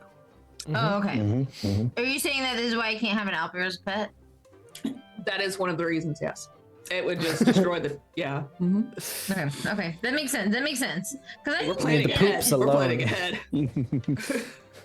I think everything else could be just like it's about training, you know? But like Mhm. magic breaking, I guess you can't really fix that, right? Like there's just a innate Mhm. passive ability. They just do it. Mhm. Wow. No wonder they keep them in zoos. I get it. Yeah. Yeah. Cool. So Trials. Cool, so. The new as the owlbear whimsical lore for music you, plays. Mitch. No. No. Flat out deny. Wow. It's new owlbear lore for Mira. She thinks Yes. it's real. So you make your way back to Drunglung. Or Make no. yeah, no, I thought they would call their capital city. Bring it up. They would call it Drunglung. You head back. You are let through the front gates by the guards as promised. Ooh, with this music. That was the sound of the gates opening. The gates make that sound every time they open. This is what Mira's brain sounds like. Just want you guys to know. But yes, Not you this. are let in, and there are like ceremonial standing torches lit all around the city, or the village rather, because for you guys this is basically a village. For them this is like metropolis. You are let back in. You are greeted by High Sage Crocolon, the golden-skinned Grung, with his long ceremonial staff. And he... the challengers. Are you well rested? You will need every ounce of your strength for the trials to come. Yeah, I feel great. I You guys slept feel like good? a baby king. A buggy. We are ready to prove ourselves. Narrows his eyes at Chester. I mean, don't you think a baby king would sleep really well? Like they'd be all swaddled, and they'd have a really comfy bed, and they'd just be really cute, and like just be extra comfortable. I think, like a baby, like a newborn, and they'd smell good because newborn babies smell really good. Yes, but one should probably refrain from referring to a king as a baby. Just saying. Yes. But, the weight and responsibility that's constantly crushing down on him to meet expectations and protect an entire people is probably very stressful, and I would think inhibits one's ability to have a restful night. Yeah. You're quickly adds trying to make up for that whole, Well, the words you use confuse me. So, shall we make our way to the great trial pool? The great trial pool. Like a swimming pool? Okay. Trust me, you do not want to swim in the great trial pool. You will surely die. Oh, well, let's... Listen, I've been alive for a really long time. I think I'd be Die, fine. I say. Wow. Death awaits in the bubbling, churning waters. Let's just fucking go. Just starts waddling off, leading you along the way. Leads you kind of back out of Drunglung. And you sort of follow this path of ceremonial torches. Have I got any good music for this, or do I want to keep it whimsical? Whimsy. Let's keep it whimsical for now. Damn you, Mimsy! Cool. So he leads you through kind of this like trail of ceremonial torches, kind of out of the kind of more jungly area and into kind of more swampy aspects. And you can see there is this like enormous crowd. It's like all the Grung in Drunglung potentially have gathered here. There's got to be at least 50 of them. And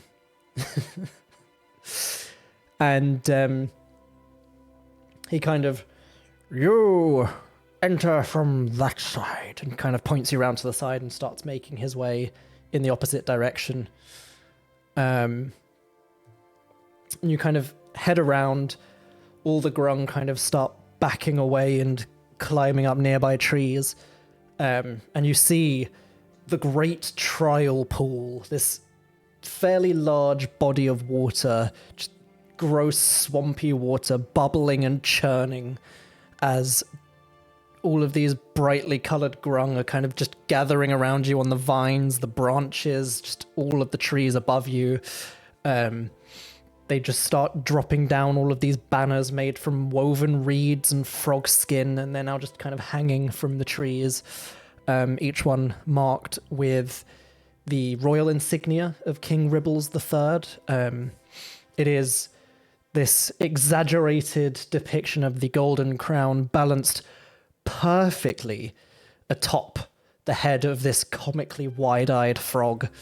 It looks like this isn't intentional in the banners to be comical. It's just like, that's the only way they could depict him sewing and weaving reeds and frog skin together, and it's just come out comically wide-eyed.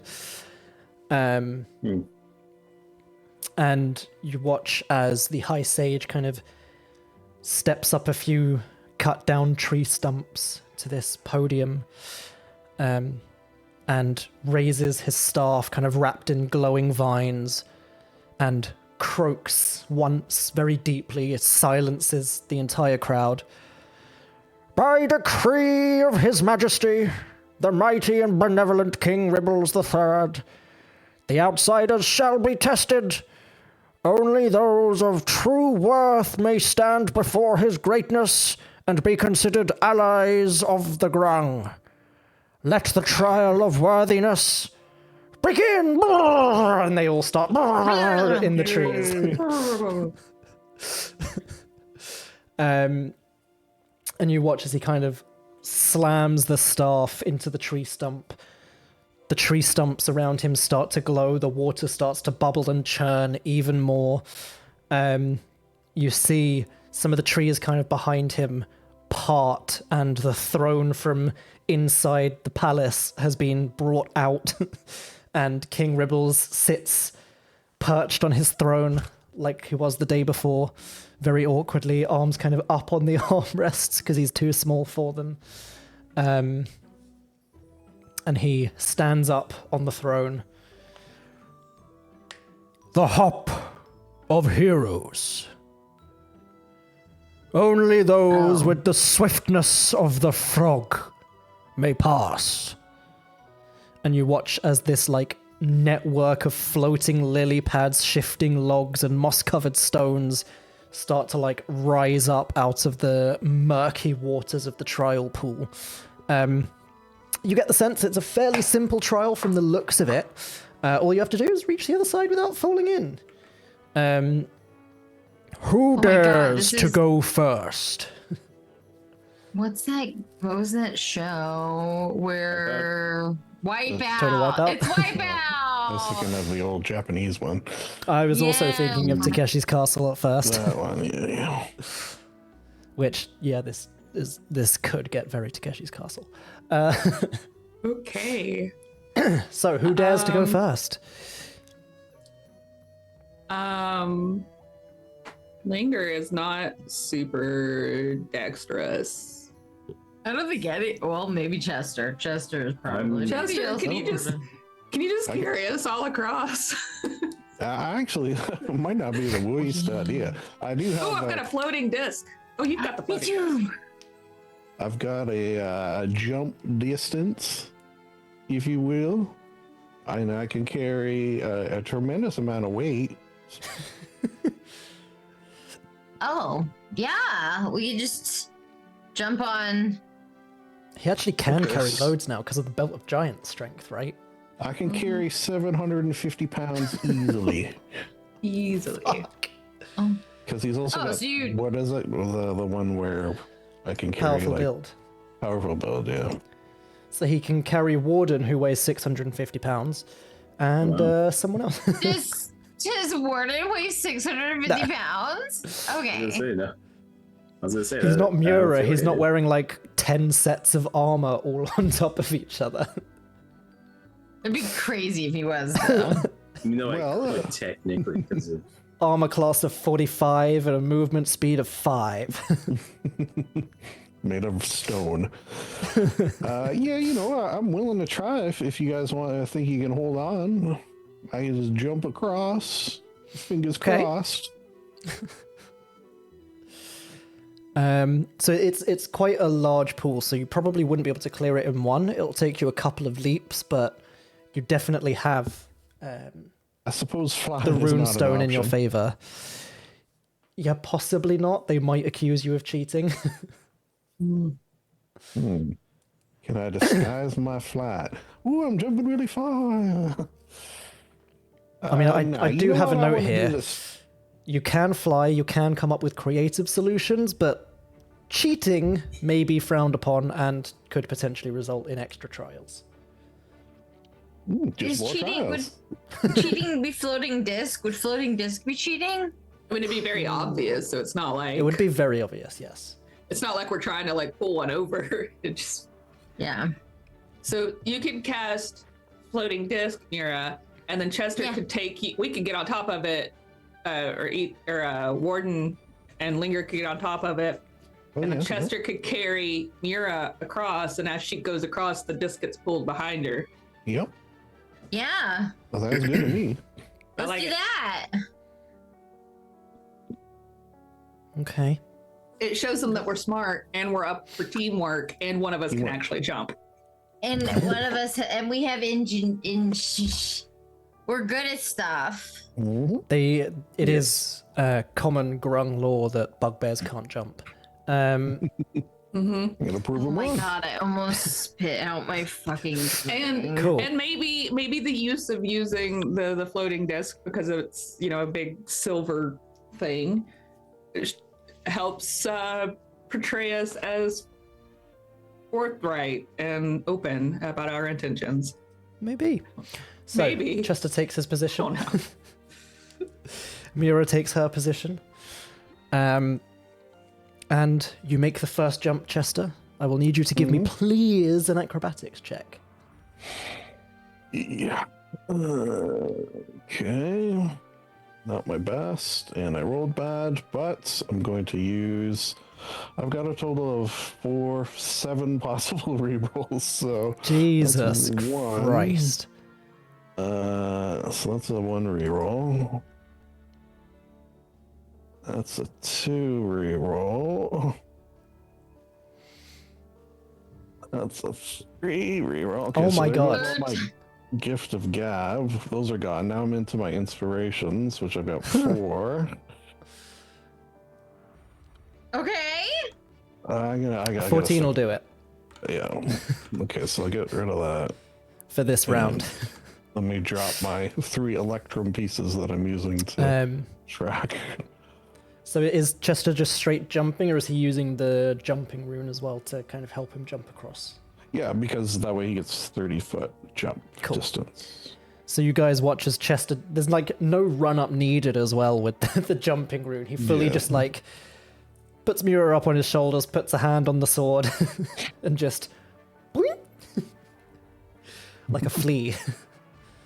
And you hear just a resounding from all the Grung as you bounce dramatically through the air, very frog-like of you. Yeah. I thought And they land would appreciate about that, perhaps. a third of the way across the pool, to the raucous applause and cheers of the Grung. The floating disc starts to drift along behind you, and Crocolon raises his arms. The crowd starts to die down again. I see your approach. Creative. Intelligent.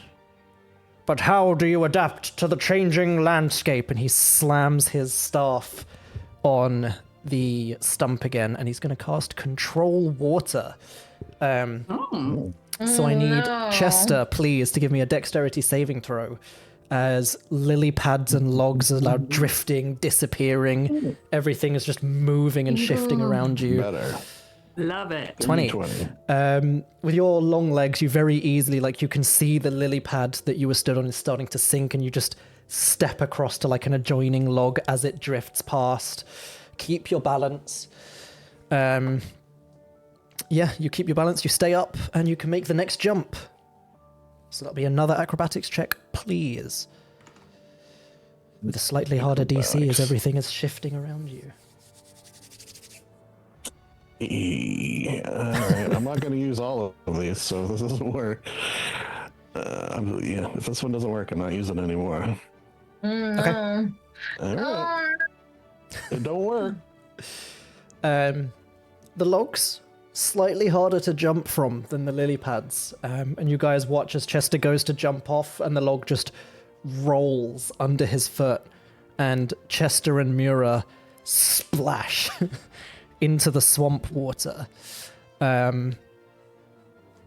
Can Chester and Mura please both give me dexterity saving throws? You have to have the challenge. 17. 17. 5. So you couldn't see because of how murky the water was. But the minute you kind of hit, you can hear movement in the water that's not just Mura thrashing around.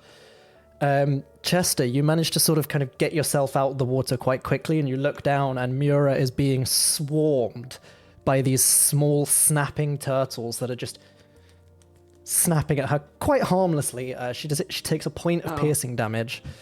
No, my body. But she is like surrounded by Can I just turtles that are grab just her like, and yeah. put her on the log. they're just like hungry hippos snapping at her. And you can hear all the Grung are laughing and jeering and cheering around you. And as you kind of emerge from the waters, Crocolon holds his arms up again. One may sometimes fall in their journeys, but it is how they choose to continue that defines them. But also, if you fall in 2 more times, you're done. That's it. 3 strikes, you're out. Basically, yeah. So you can put Mura back on your shoulders and try and jump across again if you'd like. Yeah. Let me just see if I got any spells that might aid As in Chester re-glamours the suit that is now covered in swamp water. my non-dexterousness. I feel so gross. Blech. Blech. Linger in the background is just prestidigitationing all the water off everyone. Okay, he is going to this time prepare fly for if he fails. He's going to try to sneakily cast. He's going to go for it first in the traditional sense, but you know, he will cast fly. And then try to make it look like it's just part of the jump. Give me a performance check. Right. Oh, you're terrible at those. This will never work. Yeah, I know, right? Oh, wait, no, that's me. 28. Damn. It's just performance seems the most apt for this. No, I love it. Yeah. So how does Chester style it out and make it look like he's not suddenly flying? I think as he sees he's not going to make this jump, casts fly and sort of, rather than land on his feet, lands on his hands and sort of pulls himself up onto the rock to make it look like he really had to work for it. If Chester lands on his hands, does that mean Mira's head is just slammed into the water? Oh, you know what? I don't know why I assumed she was on my shoulders like a little kid. Mira's in a baby Bjorn. Oh, yeah, so Bjorn would be perfect. She's just hanging upside down. She's being waterboarded by Chester. There is a cheer as Chester styles it out, makes it look like it was a slight struggle, but he's caught himself. You see High Sage Crocolon raises the staff again, slams it down into the swamp. I need another dexterity, the stump rather. Another dexterity saving throw as the water starts to churn harder. Everything starts to change around you. I'll give you advantage. I was gonna say I'll give you advantage because you're flying technically, but you don't even need it. There's no more crits to fish for. You got it. Chester just kind of like stays perfectly in place as everything shifts around him and another log just slides under his feet. You hear a couple of the grung in the crowd just like, how did he do that? Whoa! Everyone thinks Chester somehow managed to just stick to the air as everything went out from underneath him and then something else slid into place. There is one more jump to make. You are flying. So you can instead attempt to pass it off with another performance check, I guess, instead of having to make the acrobatics check. Yeah, he'll try first for acrobatics. He's due for one success. Oh, I guess I did get one. Yeah. Nope. All right, so he will try for the performance again, crossing his fingers with a 27. Damn. Yeah, Chester bounds across the final third of the great trial pool to the cheers and the applause of the crowd. They kind of allow a minute, and then the High Sage raises his arms once more. The crowd starts to die down. And the king stands back up on the throne. Impressive. Your guile and wit ferried those of you who were perhaps less dexterous across the pool. Whilst the one who is able the one who is able to pass unharmed takes the risk. Ingenious teamwork. We are impressed. Thank you. We are ingeniuses. Thank you, Your Majesty. And here, very well. Onwards to the croak of cunning, where even the smallest frog may outcroak the mightiest toad. And you watch as the grung all start to like move off through the trees. Some of them drop down, slide these kind of long wooden poles into the arms of the throne and pick up the throne and start walking with it. And they just start kind of leading you across to another area that's been set to the side, another path of all of these kind of ceremonial torches. They've clearly been working all night on this. And this is kind of like a raised square platform made basically entirely out of logs. Almost like it's this kind of raised stage. And as everyone kind of settles in and the throne is placed down, King Ribbles III stands once more. It is time for an ancient challenge passed down through generations. Ye who wish to walk the lands of Drunglung must speak the words of its people. You must emerge victorious from the mightiest battle of all. And you hear like a murmur go up from the crowd. He waits for them to die down. The rap battle! Oh no. Not it. Not yet. Absolutely he- not. Settles down into the well. throne. He looks at Warden. I I got have, this, man. I have never stepped down from any battle in my life. Oh. Mira pats Warden on the back and is gonna cast Gift of Luck. I think he basically is a beatbox, so this is gonna be easy for him. Yeah. I'll I got a whole fucking turntable in my chest that just pops out. He's You definitely getting a bardic you may have a inspiration, moment obviously. to prepare if you would like. I will not Oh, make God. you go straight into this. And as you are preparing, you see he kind of sits down on the throne and gestures lazily with one hand. Bring out the champions of Drunglung. Bring out Notorious FROG and Snoop Frog. And yeah, I swear to God, if it's FROGG, I swear to howdy. Of course it's It'll be my FROGG. combination. Of course Fine, it's I'm fine. FROGG. It's into the soup. What? I do not have enough melanin in me for this. Me. So I will warn you, I have prepared for this. So if there's anything you would like to do to prep Pull some up bars, ChatGPT. Yeah, no. fully get go that for it. going. This is a good use of ChatGPT. Good use of AI. absolutely. I have had 2 weeks to prepare for this. You've had like Yeah. 2 minutes. Not even. So, man. Pandora, come here. Luckily, you might I be also- surprising Mitch a little bit by me going for this. Yeah, I fully thought you guys were going to put Chester forwards. No.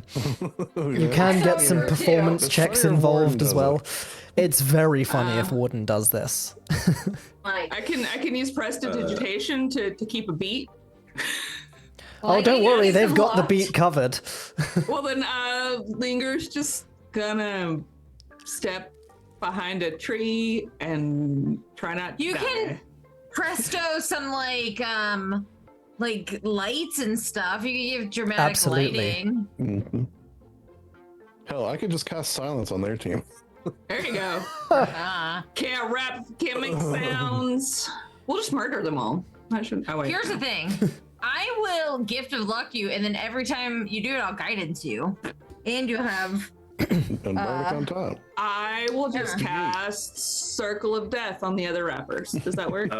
So are they technically what species are they? They're They are Grung. Grung. Wrong. Grung. Is that like an actual? Is that like a homebrew race or? No, It's official. Okay, it's all right. official.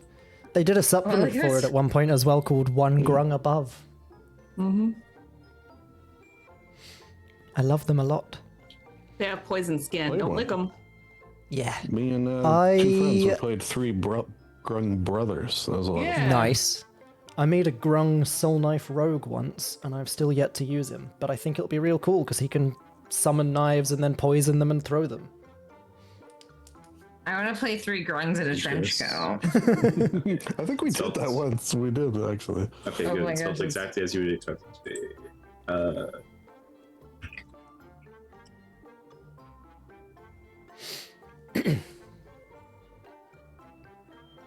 the whimsical music is about to get so changed. So unwhimsical. So without whimsy.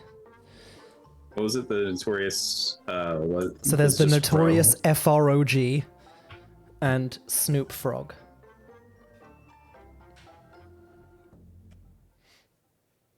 Are you doing like Which a got diss the track? exact reactions I was hoping from.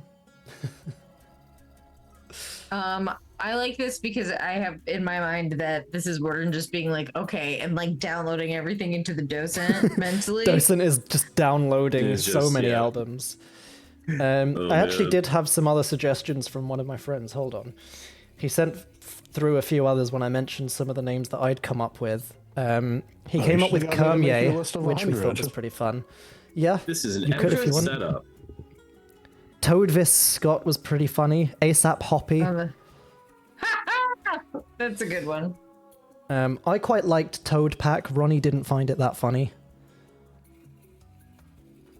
Code pack. I don't get it. Me either. Instead of 2-pack. Oh, But you guys say it differently, so it didn't quite land. yeah. Do I want to try to use voice mod to make Yes. come off as more Yes. mechanical? Yes. Yes. Oh, you know what? You should just find a long clip of frogs making frog sounds as they do and just play that as your performance and say it's in Grung. It's in their native language. So Oh my course. god, that's so genius. see, now any of us could be, we're just like, all right, we got a robot. Beat That that. is a hilarious gift, Maywood. Oh my god. Let's have a look at this GIF. That's the other team, probably. Yeah, for real. Can't fight that. Basically. Cool. Is Warden ready to go? One line should be, I'm a grown frog, Oh, not a God. pollywog. Hello? That's all I got. Hello. Let me see if I can hear myself. All right, you're reading it out. Yeah, I can hear myself. It's always hard to like do a voice check where you can hear like directly yourself, you know? Uh-huh. Because like Yeah. I don't know. Let me switch my mic to voice. Oh. That was scary. Mm, Mm-mm. really. It's not, it's just I'm sound. just getting which is very froggy. No, we're not getting it. Binga. Mm-mm. Mm-mm. It's just Mm-mm. rumbles. Mm-mm. Maybe it's the noise canceling that's like, Probably. no ma'am. No ma'am. Mm-mm. If you go to, because it could be Zoom on our side, if you go back to the Zoom window, can you see the original sound for musicians thing in like the top right? Because you might be able to turn that on, because that turns off a lot of the noise suppression. If that is the issue. I'm not sure if I'm the only one that has it as the host. Yeah, I don't see it. Fair enough. Might just be me then. Oh, that's better. Better. That's better. Getting there. Not great though.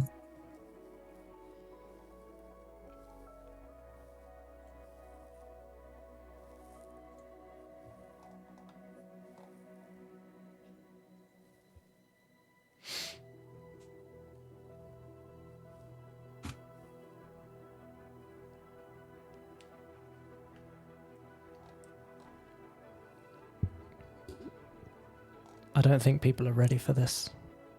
I was not ready for this. I don't think I am either. I would never be ready for this. I was.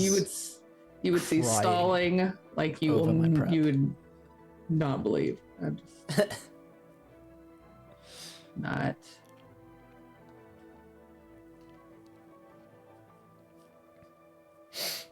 like, if this were real in person, I would have to phone a friend and get them to do this for me. I don't Like- believe. Mm-mm. Worse. I'd have to be like, hey, Shalita, do you mind? And then So I'd have without- to put Am I her coming on. through now? Yes. Yes. My raw mic. Okay. Yeah, I don't know. Mm. Might also just be like might be the fans in my room. They do Maybe. You Alright, can just where's use the that fan for the voice mod. Just put it. Oh, yeah. The old classic. Yeah. All right. Well, Ooh, I like this one better. okay. You know, I'm just gonna use the regular mic settings. Okay. I don't It'll want to be go further. mechanical in my head. Okay. And in our hearts. Yeah. Back to regular. All right. So, the king kind of looks down at you all and, you do not have to bring the oh wait, no, that's fucking Crocolong. You do not have to bring the same challenger to both. You may choose your opponent, and you may pick two amongst you to rap against them, should you so choose. No, we First just want amongst you, orders. choose your opponent, the notorious FORG or Snoop Froggy Frog.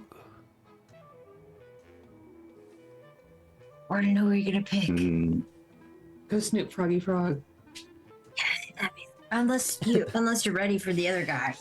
I never really listened to the other one when You can in you real can kind of life. see both of them up there on the stage. One of them looks like confident, aggressive, a little bit boastful. The other one's very laid back, very chilled.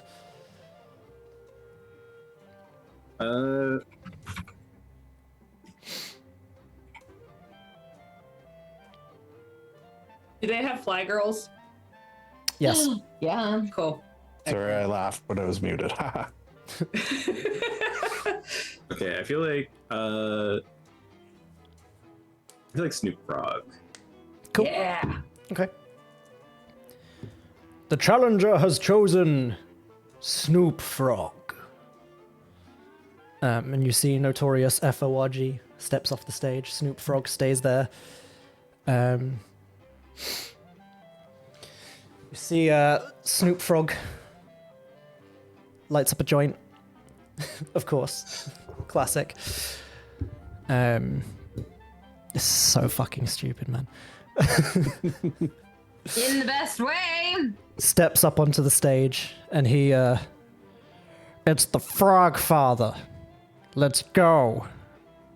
I hate this.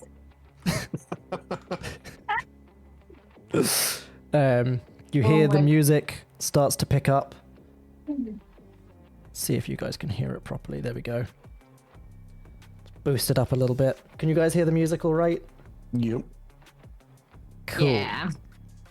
Can't be ruining the flow. Yo. You watch Snoop Frog steps up onto the stage. The music starts from all these grung around you beatboxing. He kind of gets up in Warden's face a little bit. Steps back. Turns to face the crowd. And he... if I bring my rap up. Oh, just He... let me bring up my rap. Absolutely. Sipping swamp water, got my feet in the mud. Letting beat flow smooth like a flood. Y'all came here thinking you fly, but you tripping on the lily pad. You slipping, my guy! And all the crowd go, oh! Here goes out. I mean, bitch. Yeah, we have to boo them, Mitch. It's not you we're booing, we have to boo them. It's legal. Like, we're legally required. Yeah. Oh my god. Everyone kind of looks to Warden for his response. Oh man. Mirror's rubbing his shoulders, like, you're ready. You got this. Mom's spaghetti and all that. Mom spaghetti and all that. What? I don't know. I'm so lost on this. Thank you, bitch, for getting that. Please. Ugh, fuck. It's an 8 Mile reference to. I think I've I seen. can't say, well, I've seen like 2 rap battles my whole life. I don't know. This is not my genre. Lindsay's like, oh my god, what? 8th grade me would have been so ready for this. Oh. Adult All you right. is not. All right. Yeah. Warden, whose cloak of billowing is now just a hoodie.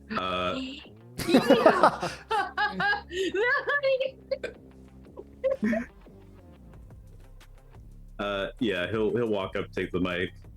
Mm-hmm. He's silent for a second.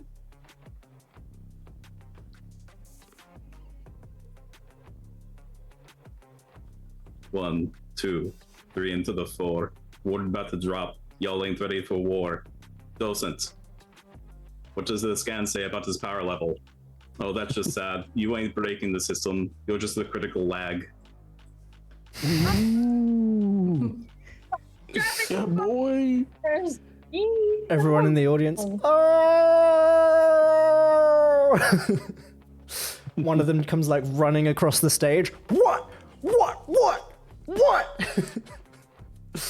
And just kind of gets pushed away to the side by Snoop Frog, who takes the mic back, and he kind of gets back into position, kind of nods at Warden, just like, okay, I see you.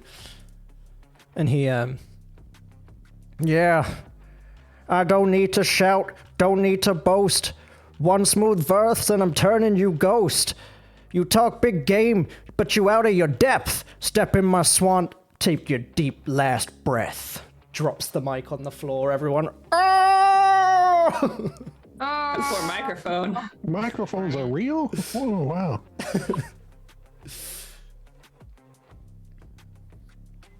I mean, boo. Boo. I'm not saying boo Gurns either. I'm saying actual boo. This is a ghost. Wait. Does Warden have a rebuttal? Ghost is powering up.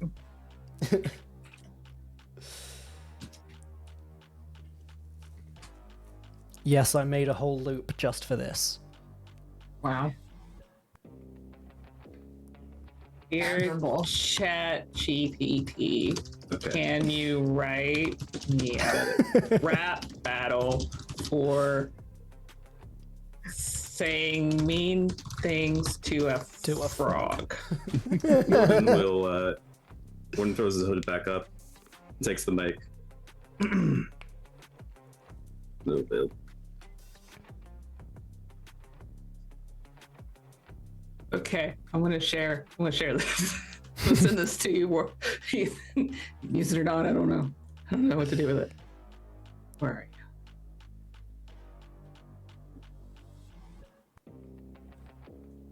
Oh, there you are.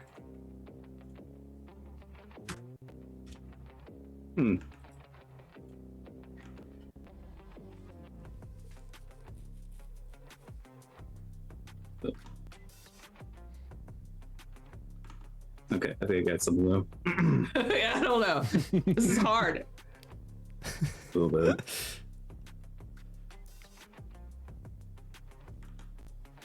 Alright.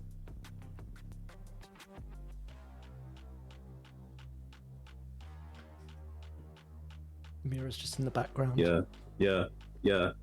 I've got war installed on my drives. Your rhymes are outdated. My circuits run fire. Your rhythms are baited. Yo! Let's You Let's ain't go. built for this comp, cuz. So get out of my swamp.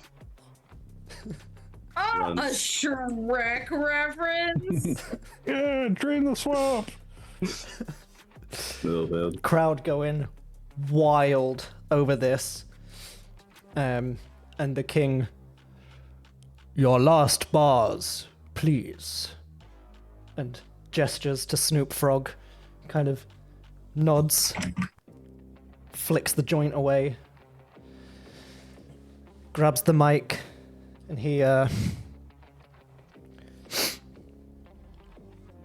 Look, I ain't mad, I just do what I do. Take the loss, little homie, it's a lesson for you. You're a visitor. I'm the Swamp OG. Bow to the Frog Father. Keep vibing with me. Was it an invitation And the crowd just. And he just hands the mic back to Warden. Looks a little bit embarrassed. Politely. They can't all be winners. Snoop Frog, you might leap, but you ain't got no hop. I'm the water machine. This battle just doesn't stop. Snoop Frog, I calculate your odds. They are a loss. This ain't the West Coast, but you're still getting bossed.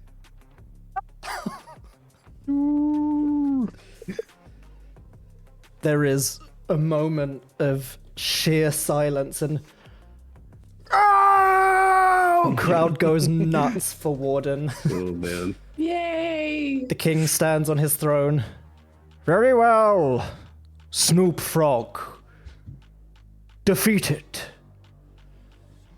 And he just walks off the stage, hanging his head in shame. Warden, you do indeed got bars. Wow. Yay, Warden! We did it. This wasn't. Are there any Mitch. amongst you who will challenge notorious FROG? Hey, Warden, are you gonna keep going, Warden? I could. I think you should. I think you've got the best chance. I could. And you you. definitely should. Yeah. In that case, I will. I'm on a rampage. Yes. Slay them all. I won't your stop words. until this man's in the cage. My god, he's so in it. You guys watch as notorious FROG just like flips up onto the stage, grabs the microphone from someone nearby. Yeah, the pond ain't ready for this one. And everyone, yeah.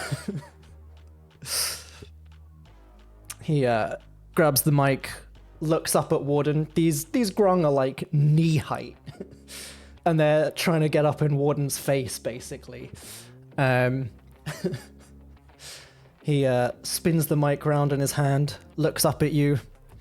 I hop on the beat like I hop on the pad. Rip it so fresh, got the Grung going mad. You think you got bars? You just a tad. My rhymes got leap, yours croaking so bad. And everyone, oh! Damn. Throws the mic over to Warden. Okay.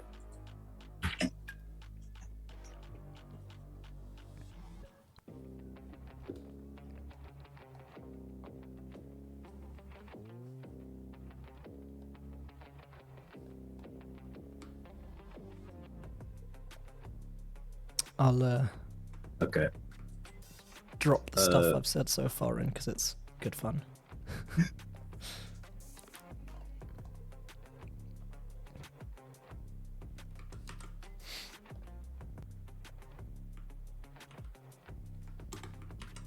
So yeah.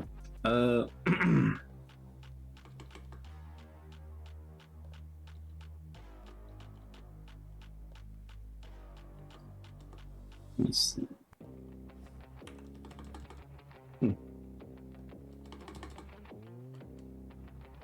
Look, you're being so discerning about these raps. You gotta be to deal with the notorious FROG. All right.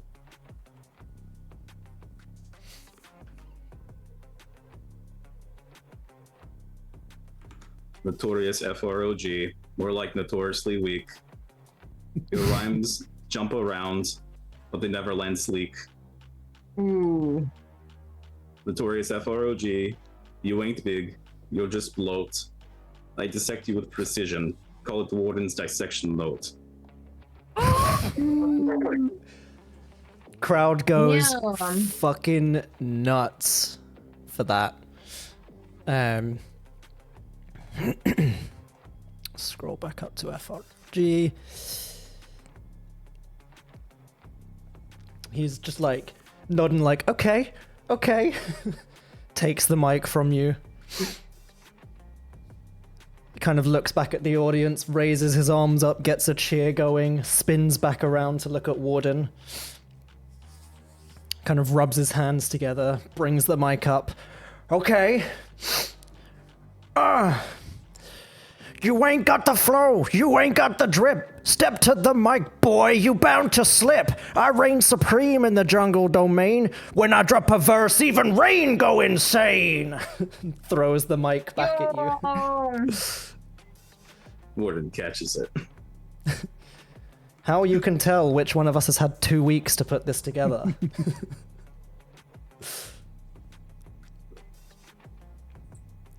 LL Liquid Cool J.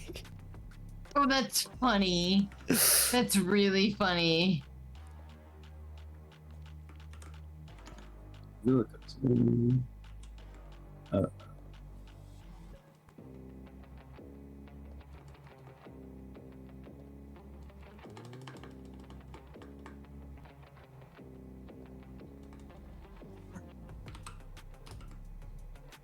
Okay.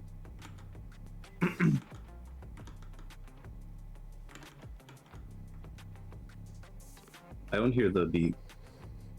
Yeah, beat's gone. Oh, there it is. There it is. Okay, beat's back. Oh, that's weird. It's like, come on, how am I supposed to get in the flow with this? One just like, guys, the beat. Can we have that back? The beat go off? Alright. Notorious, stay chill, don't leap out of line, or you'll end up like the flies when I'm sharpening knives. So bow to the warden, the rap game's machine. While you spit in your swamp, I spit gasoline. Straight fire. Fuck me. The king once more stands up. And your closing remarks. It's just Hamilton. FROG takes Oh the my mic. gosh. You can see he's looking a bit nervous, a little sweaty. Kind of grips the mic a bit These tighter. weeks. Arms are He sweaty. is. And here.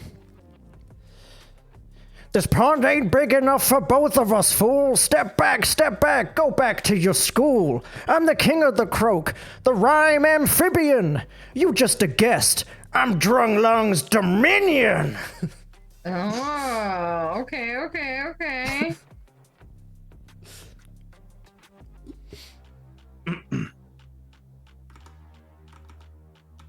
This guy's ludicrous and not in a good way.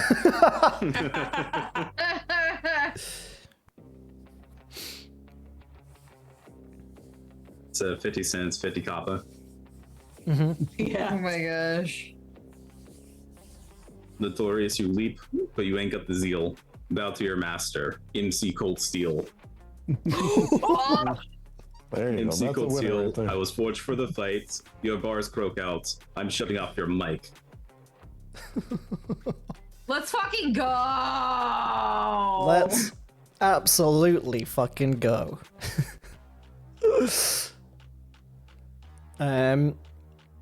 With that, the crowd erupts into abject fucking chaos.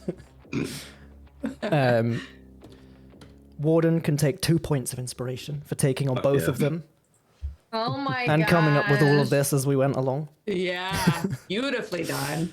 Big kudos, Well big done, kudos. buddy. Thank you. Amidst I the would chaos, just- In my face. Go. everyone's like throwing shit around now. The crowd's just absolute chaos. They are throwing like mud, sticks, little bits of stones at Notorious FROG and Snoop Frog.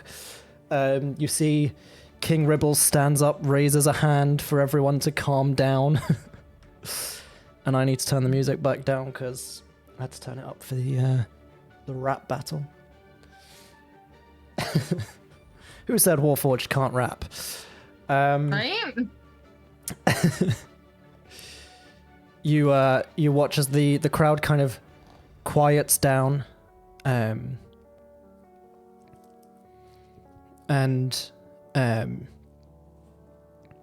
King Ribbles stands up once more on the throne. You have brought many bars to these shores, in accordance with the ancient rules of the rap battle. Indeed, you have proven yourselves passably intelligent for outsiders. And everyone murmurs and clamors in agreement. You get the sense that winning this gets you declared passably intelligent, and that's about it. It's more than the intelligence. The party. Yay, possibly intelligent. Yay. Just as well. So in my notes, so you could have obviously done this by rolls if you wanted to as well, but it was if anything just kind of fell flat or you failed a roll, I have a note here that the crowd all shout "oh" in reaction to a sick burn from the opponent. There you go. Nice. It's official. It's in the notes. Notes online. And King Ribbles sits back down in the throne. Very well. The final trial. Only those who can hold their own in the swamp shall be honored as warriors of the Grung. Let the great frog toss commence. And you are led to a third and final arena. And it's set out kind of like the Olympic hammer toss, almost. That kind of, the way like the markings kind of open up.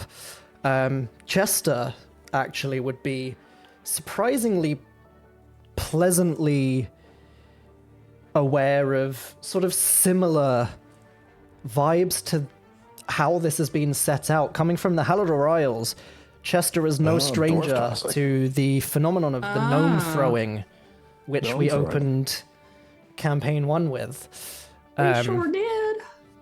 This very much seems to be a similar sort of setup as the arena seems to be set up. But as where Chester is probably assuming Grung are about to be tossed down the ring, you watch as some of the kind of like royal guard come walking towards you leading giant toads over to you guys. You can see there is this large mud pit towards the end of the arena. And you can see there is a team of Grung getting ready to oppose you. And King Ribbles stands once more. Each team has their own giant toad. Your goal is to launch the frog across the arena into the ceremonial mud pit. You may throw, you may attempt to coax the frog into simply jumping for you, or you may even try and sabotage your opponents. In this most daring of battle, there are few rules. Almost anything goes, but also like if you kill them, then we will probably kill you. That's not cool.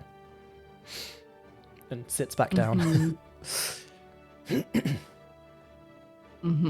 So you have a moment to strategize.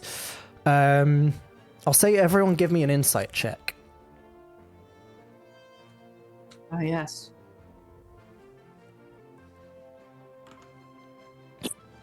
That, yep. Yep.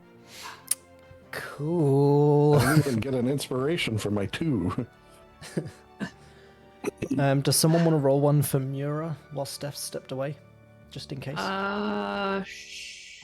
Sure. Go to her thing. Let's see, where are you, Insight? 8. She's got an 8. Cool. With an 11, Warden is the only one that picks up on it. They're not being super discreet, but it's still like just slightly harder than just looking over at them.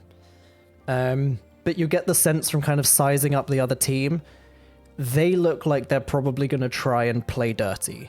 It's not going to be just them straight up tossing the frog. So for the mechanics of this, you can just try and lift and toss the frog within like an athletics check or a straight strength check. If you want to try and encourage the frog to just jump towards the mud pit, that will obviously be an animal handling check. Or you can try and like fake out the opposing team thinking you're doing something else with a deception check, or you can use like clever tactics or tricks. You can cast spells on them. It looks like they're like using magic to kind of hype themselves up and get ready. So it looks like you could potentially use some magic in this one if you wanted to. Okay. But of course you run the risk of a wild magic surge. Right. Which I forgot to roll when Chester did fly, but that's fine. He even fooled the wild magic zone into thinking he wasn't casting magic. So good. I did cast Gift of Luck on Warden. Yeah. At My third bad. level, so. I was wild magic. prepping for a rap No, you're battle, fine. so I was more important. otherwise sure. predisposed. Oh, I have this cool spell called Veil of Forgotten Truths, where I can make the whole 30 feet around me in a radius all full of distorted truths and confuse everything inside of it. I could just go confuse them, maybe. That could work. That could I work. don't think any of them can beat a wisdom save of 21. I've gone so dark. Evil again. Yeah. I don't know why this happens could- sometimes. I could try to see if I can cast Chains of Perdition without the damage and just like strap their frog down to the ground, maybe. I'd allow it non-lethally. I could explode their heart. No. How far away is the thing that has to be? Like You how up? far away is the target that we have to hit? The target, so it's basically trying to get as close to the mud pit as possible, and it's about 30 feet away. Oh, okay. So you don't necessarily have to hit the pit, but it's like whoever can get closest. But generally, like, if you think it's mostly Grung or like other people doing it that aren't necessarily super powerful or magical from how these other trials have been so far, your average Grung probably can't toss a giant frog particularly far. Okay. Do we take turns going, like we go and then they go? Or Yeah. is it at the okay? So yeah, so there's one pitch is we can throw our frog, and then I can cast Veil of Forgotten Truths and hope the king is outside of the radius. Hopefully confuse, unfortunately, everyone in this area. They don't get their frog anywhere, and then we win. To get the frog there, I could cast Levitate on it and then just pull it there with my mage hand, which is invisible, I might add, and then just place it gently right in front of the mud pit.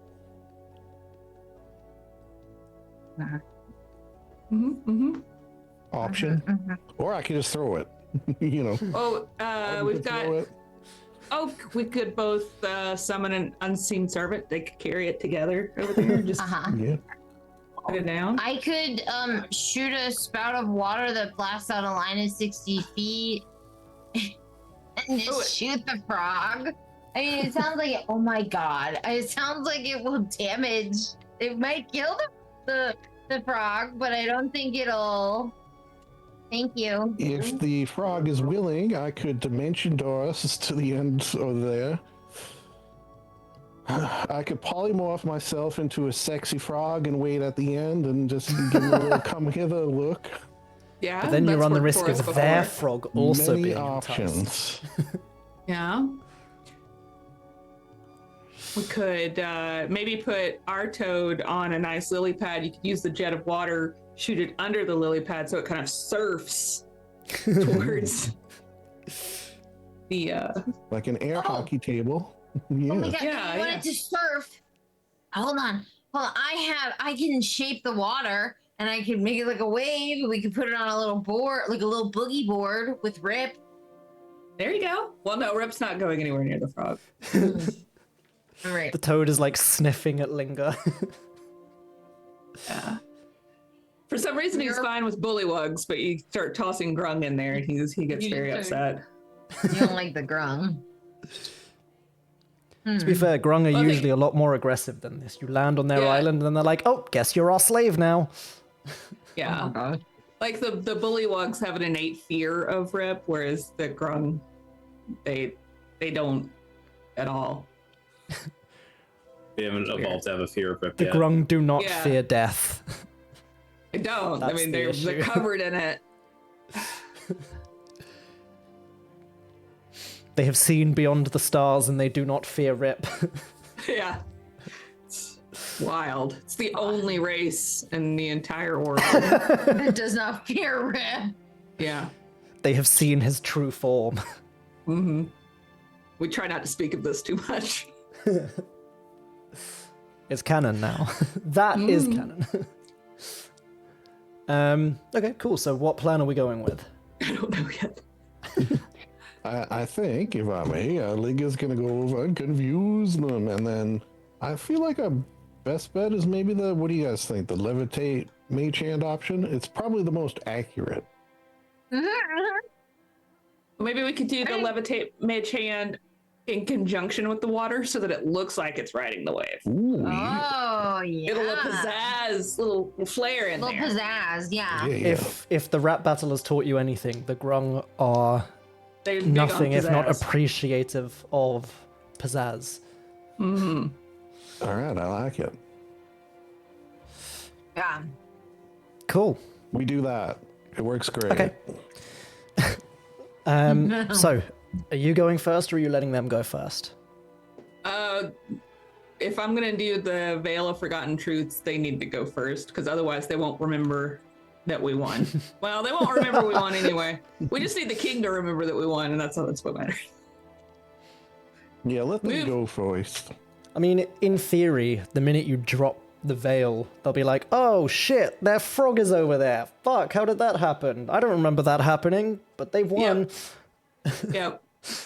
Okay, cool. So you see they start to kind of step up, and you watch as they all kind of grin at you, and you see one of them taps one of the other Grung on the head with a small twig from the looks of it, and he's gonna have a wild magic surge as he casts Enlarge on his friend. Oh, that came out the tray, and that's also a D20, and I need D100s. All right. Just let me know what I need to do my thing. Yes, so you cast your spell. Yeah. As the enlarge is going off, as they're kind of getting ready. That's fucking hell. What Shuffle even is over that? towards them. I have a Oh my description ready God. and everything.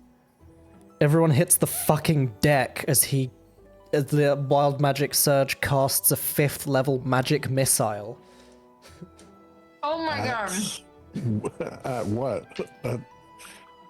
A couple of the Grung in the team just get absolutely tanked by magic missiles. It's not enough to kill them. They do have slightly more hit points than an average magic missile, but it's enough to like knock half the team off their feet. One of them's just unconscious. Oh my god.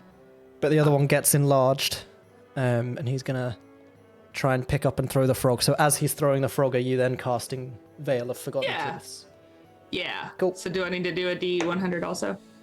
Yes. So he's going to make his strength check with a 46. What happens with Linga's wild magic surge? Linga starts to levitate. All right, cool. So Linger Kinda works. rises off the ground all badass, I guess. Yeah. And all around her, this like fog starts rising from the swampy earth, and all of the Grung around her, obviously this other team and any others within 30 feet of her, instead of false visions of distorted truths, they're all treated to a vision of their own, not conception, but right after, when the egg, the little froggy egg, it's like watching a high school video on biology. God.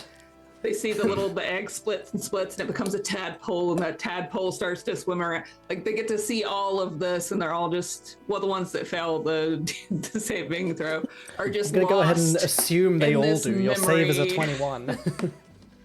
this memory of creation. And it's weird. It's just Trippy. and it's got like who's that guy that did all the nature documentaries? David Attenborough. David Attenborough. Yeah, he's narrating. It's great. It's very educational. It might go against their core beliefs. I don't know how they do in their world. And this goes on until I stop it, or no, it's instantaneous. But they can't recall the details of the last 10 minutes, so they're confused. They don't know what's going on. They don't know where their frog is. They just know how they came to be.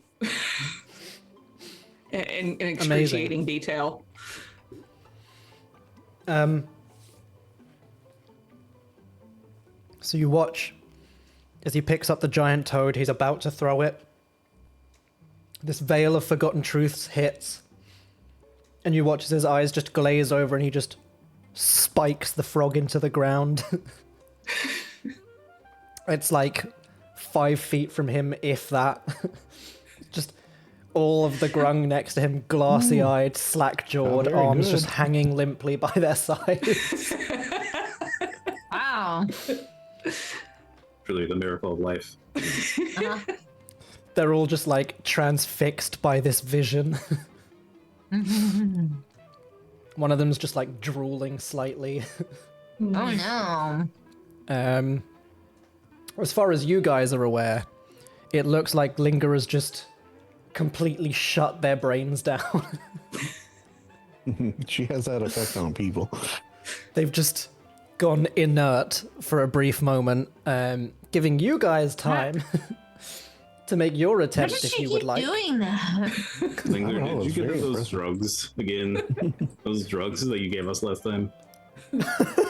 She In the can't keep background. getting away with this. One of the Grung skeletons just peels out of his body. Not this time. Not this Classic Linger. time. She went the non-violent route this time, guys. Be proud. She did. That's true. I am Speaking of, he can't keep getting away with this, which is a great reference, by the way. Anyone who watches Invincible, he was phenomenal in the latest episode. Oh my god, Aaron Paul, was? fantastic. Oh, I wasn't 100% sure if it was his voice, but yeah, that makes sense. Oh, Aaron Every Paulson? time I hear it, That's I know cool. exactly who he is. I don't even need to hear him going, You never bitch. said bitch. Yeah. Bitch. Science. Ames- episode. Ames good. Jones owns that bitch. Chester looks at Mira. Hi. All right, are you ready for this? I'm gonna get this I'm guy ready. all. I'm gonna get this guy all floaty for you. Hopefully, we don't cast the accidental fireball here. So, Oh, gonna Yes, cast so give me a levitate. wild magic surge, please. Yeah. As I get blinded by the webpage with the wild magic surge table on it. No, How bright my face 19. is when I change. Oh God. Boom. 19. Oh, I don't have that table memorized even a little bit, so I don't know. Is it a fireball? You cast grease centered on yourself. So Chester, I think, needs to make a dexterity saving throw or fall prone, and anyone who is within a 10-foot square of Chester. So depending on how close you guys God. think you are to Chester, anyone within yeah, 10 fine. feet needs to make a... Jesus Christ. Is that if it's my DC, it's 17. I think it has its own Oh, okay. saving throw because it's You're a wild magic fine. surge. No, there is no DC. So it'd be Chester's DC, yeah. Mira falls, Makes immediately sense. falls flat on her ass. Warden No, she is meets lubricated. it. Beats it. Cool. I have returned Oh, to the that's Shadow right. Realm, apparently. Sorry. Yeah. Right. You've gone all Rasputin on us again. Yeah. Is grease Oh. flammable too? I forgot. 'Cause Yes. If you do yours and you get fireball, we're gonna be in trouble. That's why I laughed, because you were joking about the fireball and now you have grease all around you. Oh Although, no. what are you doing? Are you doing shape water or? Yeah. Yeah. The cantrip. Yeah, if it's a cantrip, it's not right. The classic Well, I and don't know. all-powerful shape water. I don't know Yeah. either. So- Are cantrips? Do cantrips count for wild magic surges? I think it's first level or higher. I think That's what I thought it was. sounds right to me.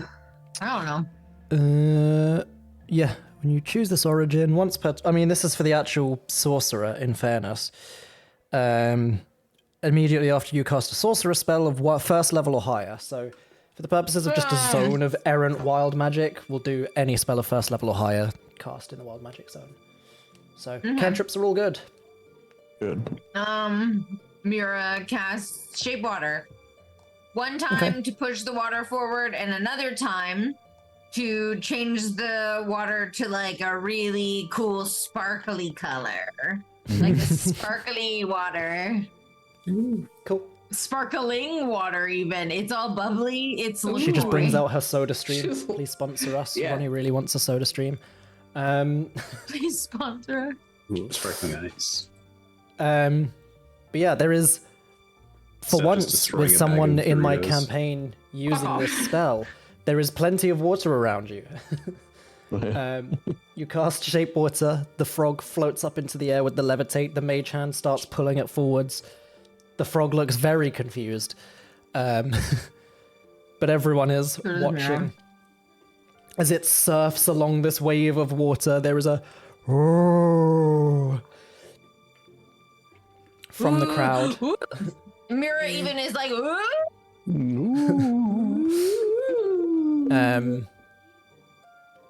And you Oh, watch so silly. as the giant toad just delicately drifts over towards the mud pit before being gently deposited down in the center. Cheer goes up from the crowd, the veil drops. The other frogs are like, what? No, what? No! No! You can see like some of them had like smoke bombs and shit in their hands ready to throw at you guys to try and fuck with you. The one with the twig wand was like getting ready to cast some illusions from the looks of it. He was going to try and like make an illusory duplicate frog that you might accidentally pick up instead of your own one. But you see King Ribbles himself erupts into raucous applause, stands once more on the throne. I hereby declare you... That's the wrong voice. I hereby declare you... Champion Frogs of Honor. The crowd all roar in agreement. Henceforth, you are all adequate. The crowd erupt once more into cheers. And he... You have henceforth gained the respect of the Grung. We did it. We did it. Congratulations. I've never been so honored to be adequate. Thank you. It is the highest honor we can bestow upon an outsider. Oh, okay. Well, that's pretty good then. That's pretty good. We'll take it. Yeah. And he, It is clear that you are very strong, very wise, and very good at throwing frogs. You may stand before the court of Drunglong as our honored guests. You may remain here and, you know, the High Sage also has, I think, some things to tell you as well, but not here, not now. First, we retire to the royal audience chambers, and the Grung kind of run forward, slide the beams into his throne, and just start carrying him back to Drunglong proper. Presumably you guys follow. Yeah. There is like a whole procession of Grung following behind you, chanting Abacadabra as they follow. Adorable. Love that for us. And we you, pass out some singles. You return to the audience hall. And you kind of wait for the king to be set down and the High Sage and the queen to take their seats. And High Sage Crocolon stands up.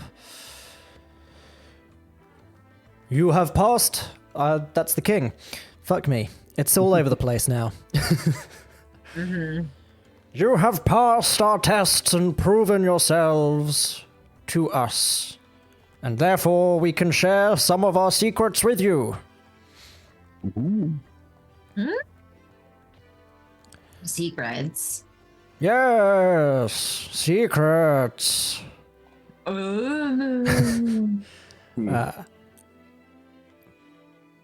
There has always been wild and chaotic magic around these parts. But the distortion has grown in recent months. There is a mighty stone. It draws the wild magic into itself. The stone is no longer what it was. It does not sing with a single voice, but with many, in madness and in power. Ooh.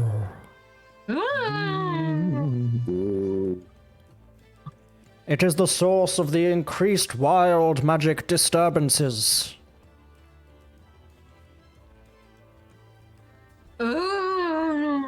Exactly, yes. Oh, sorry, that was my cue. Ooh. Yes. Also,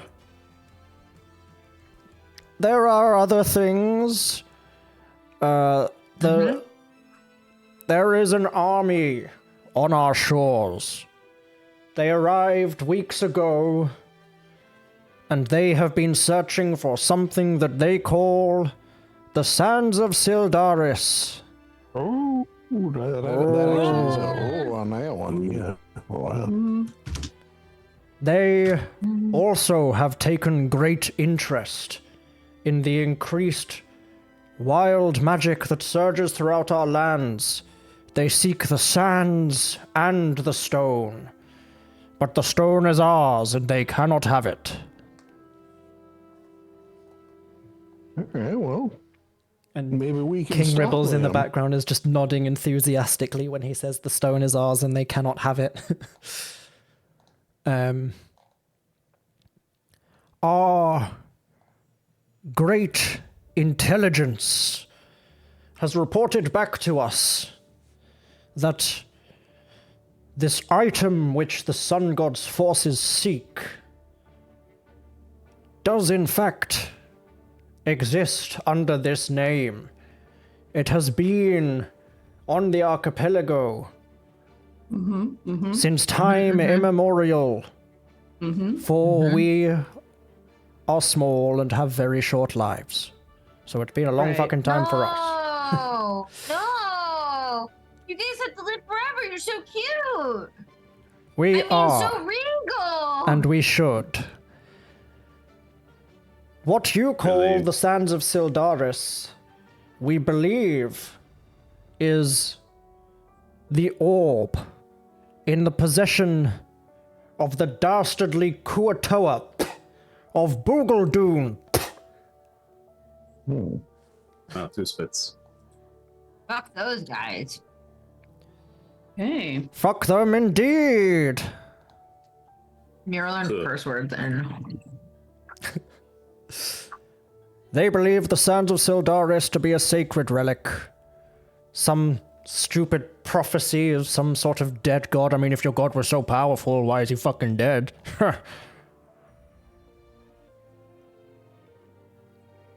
Damn, go off.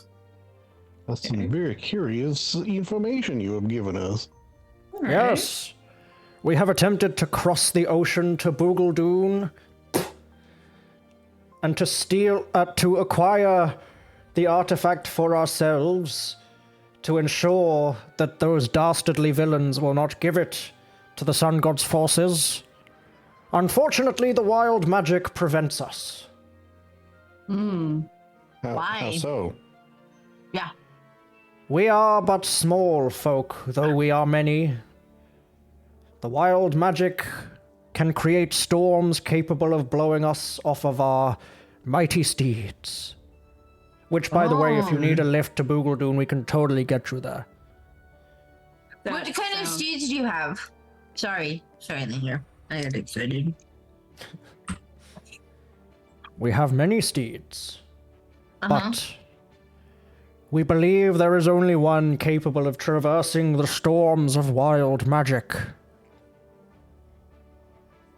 And he kind of looks back to King Ribbles, who slowly nods for him to continue.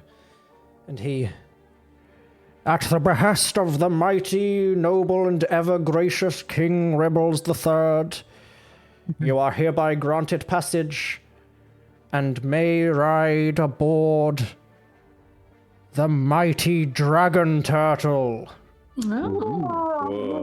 What's that? Those are cool. Your Majesty, is the mighty stone also over there? The one sucking in all the magic?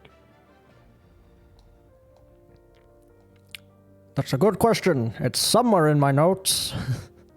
Fuck. I was just wondering if this is like a, a two boys, one stone sort of situation where we can visit the mighty stone, we can get the orb from the Kuatua, and we can like do all this together sort of thing.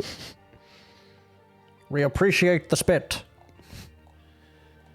You are learning our customs well. Yeah. Where the fuck? Where did I put that mighty stone? Basically, I have a note, but because it's like one of those like one sentence notes, it is Just buried. Control H stone or Control F stone. Well, the issue is I refer to it by that a number of times. Wow.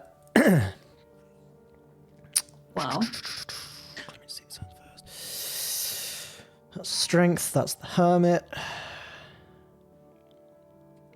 The stone is here on Drunglung. Okay. It is ours. Is it acceptable for us to visit the stone? Just Now that you are our champions, it is necessary for you to visit the stone, that you might learn Perfect. that which you must protect. Excellent. Finger smiles too big. I didn't know we were champions. It was the last thing, one of the last things King Ribbles said.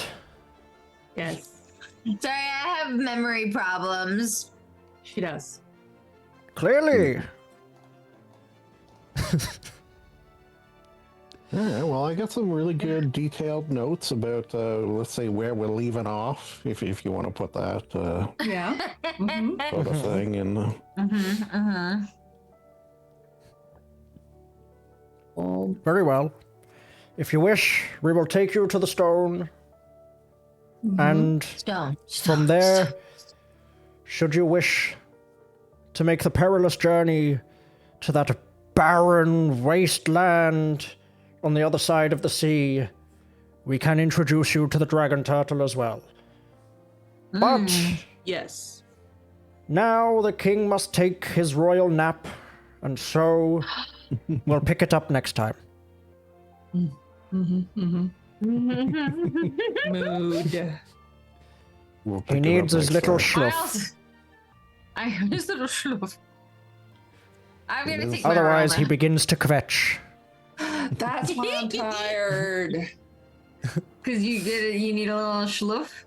Because I didn't take my Adderall. That's why I'm over here like yawning every 5 seconds. I Yeah, didn't that take was do mine it. either. I was like, I took why mine. am I so tired? I'm just like yawning and yawning. Fuck. That's why. We're not doing Adderall Damn. anymore. We're going right back to Coke. It's way too late for me to take it now. So. No. Yeah. I need Cool. to take it because I have to go somewhere with my dad later. So As speaking of extended going release, places. it would be bad. We will leave our session there. yeah. And we will pick it up next time with the Under the strange magical stone drawing and all the wild magic. And Yeah. possibly meeting a Wild dragon magic. turtle. If it even is a dragon turtle. Could just be a regular turtle to these Grung. Who knows? Let's find out next time. Still like it. But- Love turtles. Not It's right now probably because just a King regular Ribbles needs his nap. He needs his nappers. Nappies. His royal nap. Oh, man. Yeah. We will see you all next time. Goodbye. All right. Goodbye. Bye.